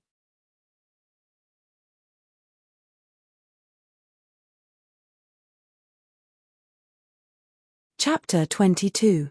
Then you sit here and wait, I'll go in and report. Seeing Hellion Vivian nod, the shopkeeper felt relieved and went to the backyard. In the study, the masters hired by the academy were discussing which of the new students had amazing aptitudes. They wanted to reserve them in advance so that they could be accepted as disciples. Brothers, don't be so noisy. Ji-zun hasn't even said anything yet and you're already fighting over this and that. What's the use? Tu Laro shook his head and took a sip of the hot water in his teacup. Ji-zun lightly leaned back and said, I haven't seen anyone to my liking. You guys continue. I say, Ji Zun, what kind of disciple do you want? I think this Helian Jiawa is not bad. Her martial arts are already top-notch at such a young age. Someone took the scroll in his hand and pointed it out to Ji Zun. Ji Zun chuckled and didn't say anything. He didn't even lift his eyelids. It was obvious that Helian Jiawa wasn't enough to enter his eyes. At this time, a slightly excited male voice came from outside the door. Master Ji Zun, the shopkeeper of the commerce courtyard, Li Feng, requests to see you. Li Feng? Ji Zun couldn't think of what important matter he had to talk to him about at this time. Moreover, the masters of the academy were sitting together and discussing. Even if it was something important, he shouldn't disturb him at this time. This wasn't like Li Feng's usual style. You guys sit here, I'll go out and take a look. Ji Zun frowned and slowly walked out of the study. After seeing him, Li Feng's eyes lit up and was about to salute. Ji Zun waved his hand and looked at him indifferently. What do you want to report to me at this time? Master, I just received an ice soul. Li Feng's eyes lit up and he couldn't suppress the excitement in his heart. However, Ji Zun glanced at him disapprovingly. That's all? It was normal to receive an ice soul in the commerce courtyard. White Academy wasn't like the outside world. There were many experts, especially in the field of martial arts. It wasn't an exaggeration to say that the most powerful martial arts masters in the Dragon War Empire were all in this academy. No, it's not that. Li Feng swallowed his saliva with difficulty, as if he was thinking of how to phrase it. That ice soul, Li Feng. Ji Zun couldn't help but interrupt him. All the masters are still in the study room. Every one of them can make an ice soul. Ice souls like the cold. Just put it where it should be. You don't have to tell me about this kind of thing in the future. But that ice soul wasn't created by a master. It was created by a freshman who just entered the academy. Li Feng muttered softly, thinking that the other party couldn't hear him. Unexpectedly, Ji Zun, who was about to take a step forward, suddenly turned her head back and stared at him with a face full of shock. What did you say? It's like this, Grandmaster Ji Zun. Just now, a new student came into the trading courtyard with an ice soul. That girl is about 15 years old and hasn't had a master yet. That ice soul was completely made by her by herself. Although the materials used to make it weren't very good, it was still a very good ice soul. Li Feng briefly explained the cause and effect. Ji Zun raised his eyes, his old face filled with disbelief. How was that possible? 15 years old? At such a young age, without anyone's guidance, he was able to create an ice soul? This was a level that even a 30-year-old martial cultivator might not be able to achieve, not to mention that she used ordinary materials. Ji Zun seemed to have thought of something and said, "Bring the ice soul over, let me see." Yes. Li Feng raised both of his hands and handed over the long blade wrapped in black cloth to Ji Zun. Ji Zun tore open the black cloth and used his fingertips to lightly trace the edge of the blade. His originally calm eyes suddenly widened and he fell down on the stone stool in the corridor. His entire person was shocked beyond words. This isn't an ice soul, this is a silver soul. Silver soul? This was the first time Li Feng heard of this name. What is that? Grandmaster, are you saying that I recognized the wrong person? This long blade isn't that good. No. Ji Zun took a deep breath and his eyes lit up. This is a weapon that is even more exquisite than the ice soul. You should know that when the ice soul is unsheathed, it can freeze the opponent's movements to a certain extent. As for the silver soul, it can freeze the opponent's nerves. It is 10 times more powerful than the ice soul. Hearing this, Li Feng opened his mouth wide in shock. He felt that the girl was very powerful, but he didn't think that she would be this powerful. With the previous experience, the first thing Ji Zun did when he came back to his senses was to grab Li Feng's collar and ask, "Where is the girl? Where is she? Did you ask her name? Please don't be like that old fool Tu Laro who forgot to ask everything." Li Feng was stunned. I forgot to ask for her name. You, sigh. Ji Zun gritted his teeth in disappointment. Li Feng looked at his disappointed expression and quickly changed the topic. However, that girl hasn't left yet. I feel that she is a rare talent, so I left her in the commerce courtyard. If Grandmaster wants to see her, you can, Before he could finish his words, the old man in front of him turned around and ran towards the commerce courtyard with his long sleeves floating in the air. With that speed, it was hard to tell that he was over 100 years old and was a person of virtue and prestige. Bang! Hellion Vivian, who was drinking tea, suddenly looked up when she heard the sound of the door being kicked open. At the door stood an old man wearing a white robe. Under the warm light, he had a head of silver hair. According to reason, this should be the appearance of an immortal. However, when the old man spoke, all the aura was blown away. You are the girl who made the silver soul? If the silver soul you are talking about is that long blade, then it is indeed me who made it. Hellion Vivian put down the teacup with an indifferent expression. Ji Zun's eyes lit up. He walked over in large strides and held her hand. Girl, Master has finally waited for you. Master? Waited for you? Hellion Vivian looked at the old man's actions and the corner of her mouth twitched. Haha, woman, when did you have such a passionate master? Yuan Ming didn't mind the bustle and asked. Hellion Vivian facepalmed. She also wanted to know where this old geezer came from. Old grandpa, I think you have the wrong person. I don't have a master, Hellion Vivian said and wanted to take back her hand. However, Ji Zun was too stubborn. No, I didn't recognize the wrong person. Master is very sure that you are the person that Master has been waiting for.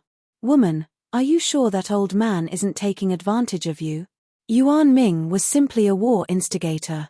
He just wanted to have a good fight. Although bullying an old man was a bit too much, this old man was really asking for a beating. He rushed up and touched her hand. This time, even Wei Wei's teeth started to hurt. Sometimes, she really wanted to knock open Yuan Ming's head and take a good look at what kind of damned things were stored inside. If it wasn't picking up girls, then it was fighting. What was even funnier was that every night, he had a high self-esteem and thought that she had fallen in love with him.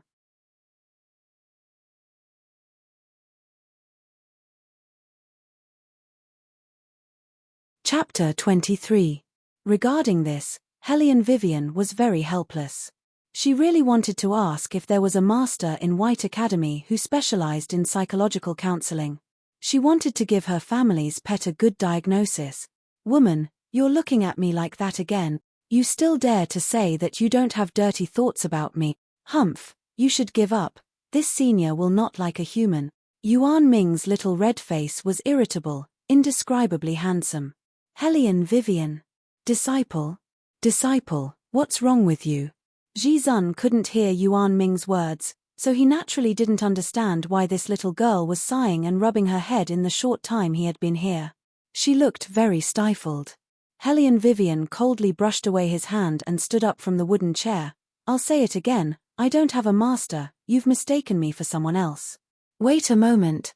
Seemingly realizing that his method was a bit too extreme, Ji Zun was afraid of scaring away this disciple candidate in front of him, so he slowly changed his tone and spoke with the attitude of an old man. Little girl, you don't need to be afraid, I just want to talk to you alone about the matter of armaments. When Hellion Vivian heard that it was related to business, she stopped her footsteps. What do you want to talk about? How many armaments have you made? Ji Zun smiled like an old fox, thinking that this little girl was really not bad, neither servile nor overbearing, quite polite. Hellion Vivian also casually replied, 2. 2. She only made 2 and she was able to make silver immortal soul? Hellion Vivian faintly hummed and continued, the first one was made in Phoenix Building. At that time, they seemed to be doing some kind of assembly, so I went to give it a try. Assembly? You mean the assembly that Tu Laro made? Ji Zun somewhat couldn't sit still, he felt as if his heart was about to tremble. Was there such a coincidence in this world? Ji Zun anxiously asked, what did you make at that time? It wasn't a single one. Hellion Wei took another sip of tea and said slowly, it's a whip. I made a long whip. Hearing this, the old man stood up with a whoosh. This time, he could no longer remain calm. He clenched his fists and his eyes were filled with excitement. That's not a whip, it's a 9-tune silver snake. Girl, do you know that we turned the entire capital upside down just to find you? I really didn't expect, ha ha ha, you actually entered White Academy. Ah, that's not right, with your aptitude, You should enter White Academy.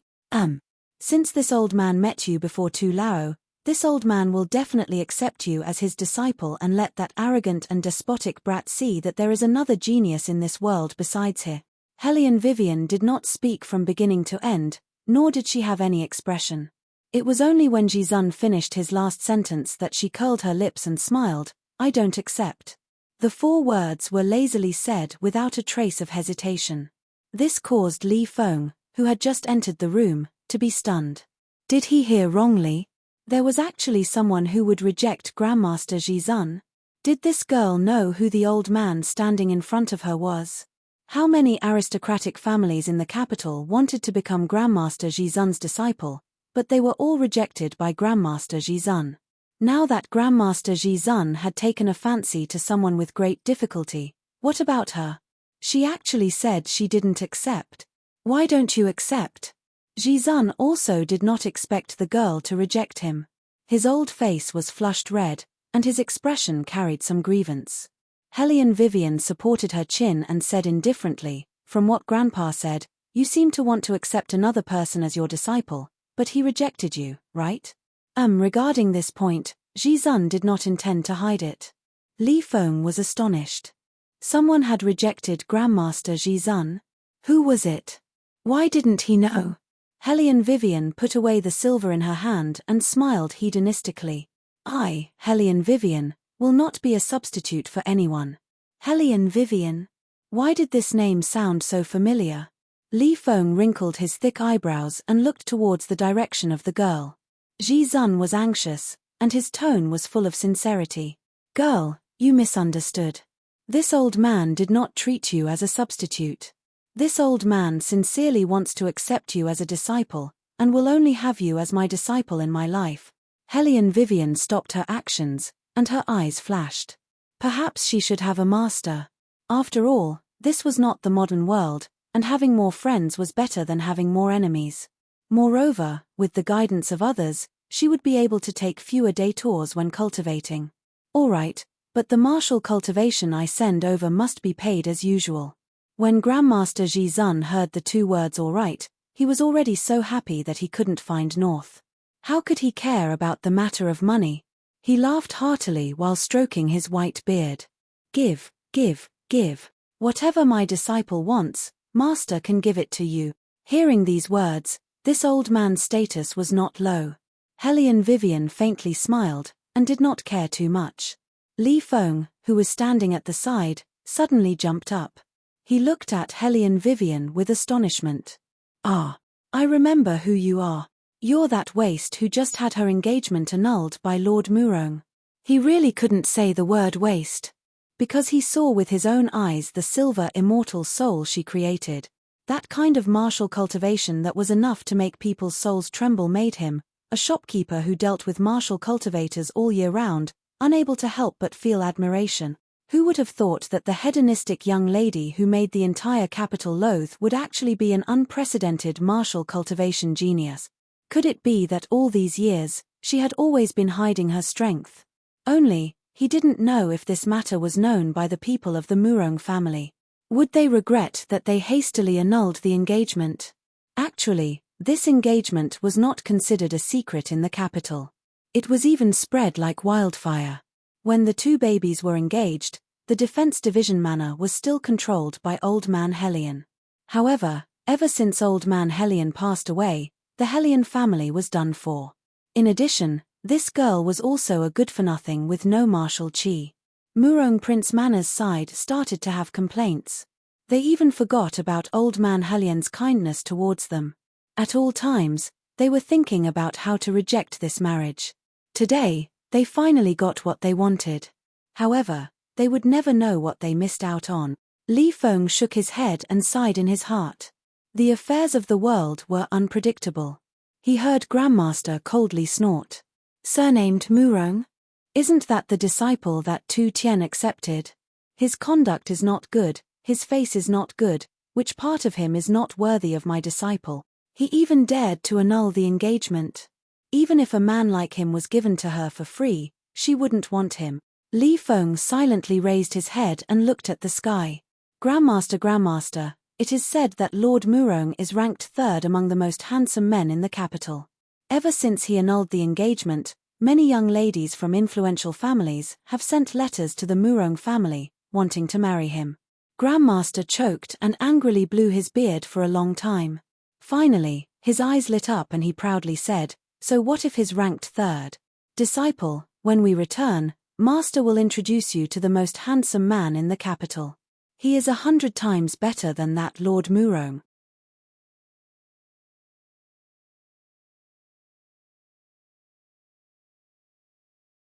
Chapter 24. The Most Handsome Man. Li Feng subconsciously thought of the one in the Imperial Palace. It was said that His Highness would return to White Academy this year. If he took off his mask, what would his face look like? Would his face be destroyed by the fire, or would he still be as handsome as before? Perhaps only Grandmaster Ji Zun and Headmaster Tu Su knew about this matter, because other than the retired emperor, only these two people had seen His Highness's adult appearance. Well, maybe the High Priest could be added, but the High Priest seemed to still be in seclusion and wouldn't come here. Otherwise, with those two people's appearance and bearing, it would definitely cause a big disturbance in White Academy. In short, my good disciple, you can rest assured. Who dares to say they don't like the disciple of Grandmaster Ji Zun? The old man said with full confidence. His face was mighty and overbearing. Li Feng lightly coughed twice. That His Highness will. Not only does he dare to say it, he also dares to do it. He kicked you aside with one foot. Did Grandmaster forget? You. Grandmaster Ji Zun turned around, thinking what was wrong with this brat Li Feng. Today he completely ruined this old man's stage. That His Highness is.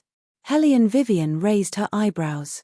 Grandmaster Ji Zun moved closer to her ear and said, "The current royal family, he will also enter White Academy this year. That brat is too sinister, and his vengeful heart is strong. Disciple, when you meet a masked man in the future, you must stay away from him." Hellion Vivian indifferently responded. How could Grandmaster Ji Zun know that his disciple had already offended that person, and in the most reckless way? Hellion Vivian didn't dwell on this issue.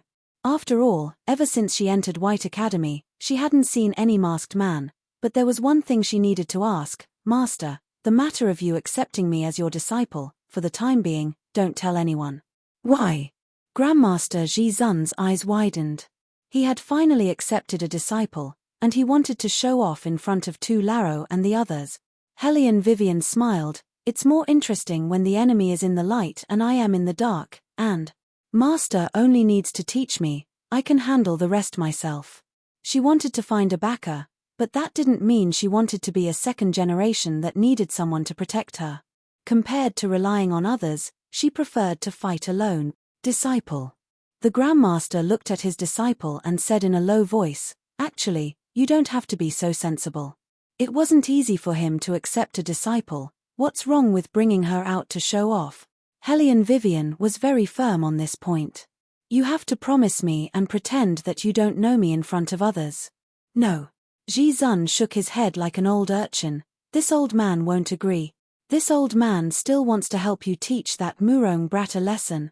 Hellion Vivian also knew that the old man was doing this for her own good, so she chuckled and coaxed him. "Teacher, there are so many people in the White Academy, and you're also the great master here. When the time comes and people know that you've taken in a trash, they'll laugh at you." "Who dares?" The Grandmaster turned around and roared, "Li Feng, you tell this old man, who dares to mock this old man's disciple?" Li Feng wiped his cold sweat and didn't dare to make a sound. He knew that this time, the Grandmaster was really angry. Hellion Vivian touched the bridge of her nose. "Then we'll talk about it after a month." "A month?" Ji Zun's eyes suddenly lit up. "Disciple, you're talking about the first test after entering the academy?" "That's right." Hellion Vivian raised her eyes and couldn't hide her radiance. "I want to let everyone know that I, Hellion Vivian, am not a love-struck fool, nor am I a trash."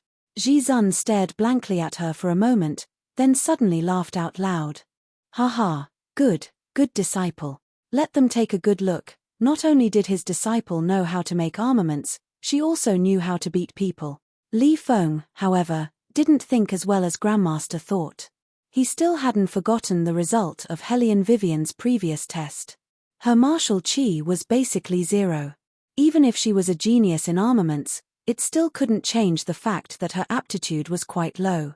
Adding on the fact that there were so many elites in the White Academy, he was really worried about Hellion Vivian's performance after a month. At night, the crescent moon hung high in the sky and the shadows of the trees swayed. In the East District of the Academy, there was a courtyard that was known as the concentration camp for geniuses. The people who lived there were all young ladies from famous families and young masters from influential families. Therefore, in this place, as long as one person intruded, it would attract the attention of all the new students. What's more, 2 people came at once. "Arju, it's here." Nangong Lai smiled evilly, the tip of his foot unruly pressed against the wooden door in front of him. "I've already helped you inquire. That little kitten lives in this room." Hellion Jiaoju curved his thin lips, his teeth bit the glove on his left hand. Under the illumination of the moonlight, his handsome and flawless face was tainted with a bewitching coldness that bewitched people's hearts. "Very good." Then, only a bang sound was heard. He inserted both hands into his silver fur windbreaker, his long legs ferociously kicked open the wooden door that was blocking in front of him. Nangong Lai hurriedly jumped to the side, craned his neck and shouted, "Arju, damn it. Next time when you're kicking the door, can't you tell me in advance? You're too irritable." Belagaju didn't pay attention to him and walked unhurriedly into that antique room. In the room, all the young ladies and young masters from famous families stopped what they were doing and couldn't help but look towards him. His gaze didn't linger in the slightest as he elegantly stepped into the room. "Isn't that the young master who just entered the academy today? Heavens, why is he here? Did he come to look for Jiao? Jiao is indeed amazing, she even knows this kind of person." The young ladies gathered together, their cheeks slightly red as they looked at Belagaju's back. Those pairs of eyes seemed to be able to emit light. This kind of stalwart man, even if he didn't say a word, just by raising his eyebrows, he could make people's hearts beat faster. His one sentence, one word, even just a simple gesture, all carried an indescribable elegance, strategizing, deciding victory from 1,000 miles away. "Young master." Hellion Jiao raised her head in astonishment. Her heart was wild with joy, but she didn't show it. After all, there were still many young ladies from aristocratic families here. She had to be a bit more reserved. She only looked at the man's ice-cold face. Her face was completely red as she spoke softly, "Is there something you need from me?" Belagaju didn't speak, but after seeing the woman's appearance, he fiercely wrinkled his thick eyebrows. Then, he turned around and left. "Hey! Arju, why did you come out so quickly?" Nangong Lai, who was still greeting the young ladies outside the room, saw his good friend and laughed. "It can't be, that little cat's endurance is so bad." Belagaju coldly raised his eyes, his chin slightly raised, the arc perfect, and his tone was like ice. "It's not her." "What?" Nangong Lai changed his evil smile and walked in with large strides.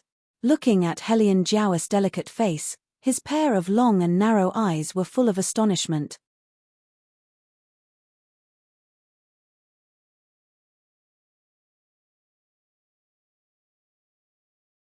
Chapter 25. Although Nangong Lai had realized that something was wrong, he still put on his charming smile. "Excuse me, where is Miss Hellion?" "I am her." The Hellion Jiao lowered her head, half covered by her thick eyelashes. Although she was beautiful, she was not the person they were looking for. Nangong Lai was speechless. It turned out that when the people in the academy heard that they were looking for Miss Hellion, they thought that they were talking about the talented and beautiful Hellion Jiao. After all, her talent was there for all to see. In just a short day, she became the focus of attention. Basically, everyone in the academy, whether it was the new students or the masters in the academy, talked about this young lady the most. That was why such a misunderstanding occurred. Nangong Lai gritted his teeth in his heart, but his expression did not change. He only smiled slightly, and like an elegant gentleman, he left the room. The Hellion Jiao did not understand. She blinked her eyes. She really did not understand why these 2 people came in one after the other, said that they were looking for her, and then left without saying anything. But no matter what, she enjoyed this kind of treatment. Especially when they walked near her, She especially liked the envious gazes of those people. Sister, did they all take a fancy to you? When Helian Mai said this, she was envious and jealous. The Helian Jiawa also thought of this, but she understood that there were many people around, so she could not show too much. She only bit her thin lips. Don't talk nonsense. There was not a bit of unwillingness in her tone, it was all smiles. Helian Mai sourly continued, they must have taken a fancy to you. Otherwise, they wouldn't have run over to look for you. After seeing you, they felt that it was too abrupt, so they left without saying a single word. I won't talk to you anymore, you will only make fun of me. The Helian Jiawa shyly stomped her feet and sat back on the bed. Her eyes were filled with joy, as if she was falling in love for the first time. At the same time, Nangong Lai was chasing after them, shouting, it's a misunderstanding, Arju. It's all a misunderstanding. There's nothing wrong with what I do. It's all because those people think too highly of themselves that they thought I was looking for Helian Jiawa. She won't live in this courtyard. Beligaju looked around and slowly interrupted Nangong Lai's words. Nangong Lai sighed, as if he didn't understand. Why? You're forgetting that she's a piece of trash. Bailey Jiaju smiled, the tip of his tongue licked the broken corner of his mouth, a bewitchingly cold demonic charm emerged little by little from his pupils. She should be the same as us, living in the worst courtyard. Nangong Lai swallowed a mouthful of saliva from his laughter. When he finally reacted, he realized that he was already far away. Thus, he kindly mourned for someone once more. Arju's words meant that he was going to do it himself. Originally, if he had been the one to look for the kitten, perhaps the kitten's death would not have been too ugly. But if Arju did it himself, Nangong Lai shook off the goosebumps on his body, the corners of his mouth curled up. The real show was about to begin. Arju, how about we go kick their doors one by one right now? Nothing. If you want to kick them, do it yourself. I'm going to bathe. Bathe again. It hasn't even been a day and you've already bathed 5 times. Don't you think it's too much? Nangong Lai snorted twice. Beligaju let the people behind him shout as he reached out and unbuttoned his outer robe. A trace of a sinister smile appeared in his dark eyes. He already knew where she was. What was the hurry? This time, he wanted to see how the kitten with broken legs would escape. Achoo. Helian Vivian, who was holding a wooden basin, sneezed heavily as the night breeze blew. She reached out and rubbed the small tip of a pen. Everything was good at White Academy, but there was a common problem that schools all over the world had. It was not very convenient to bathe. No matter how comfortable the accommodation was, there would not be a bathroom in the dormitory. Of course, ancient bathrooms were not as particular as modern bathrooms. They only used a large wooden bucket, filled the bucket with water and flower petals, and soaked themselves in it for a while to be smoked. Then it could be considered a bath.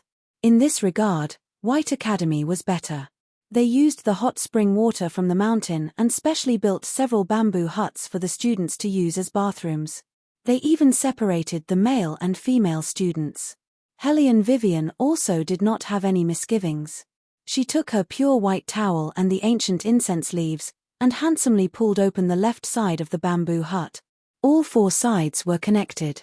She was unprepared to meet a pair of long, narrow, and ice-cold black eyes. The man in front of her had a figure that made all young girls go crazy. Long legs, narrow waist, wide shoulders, and straight buttocks. The graceful mermaid line was as if it was meticulously carved by the creator. There was almost no flaw to be found. He should have just finished bathing. The strands of hair in front of his forehead were wet.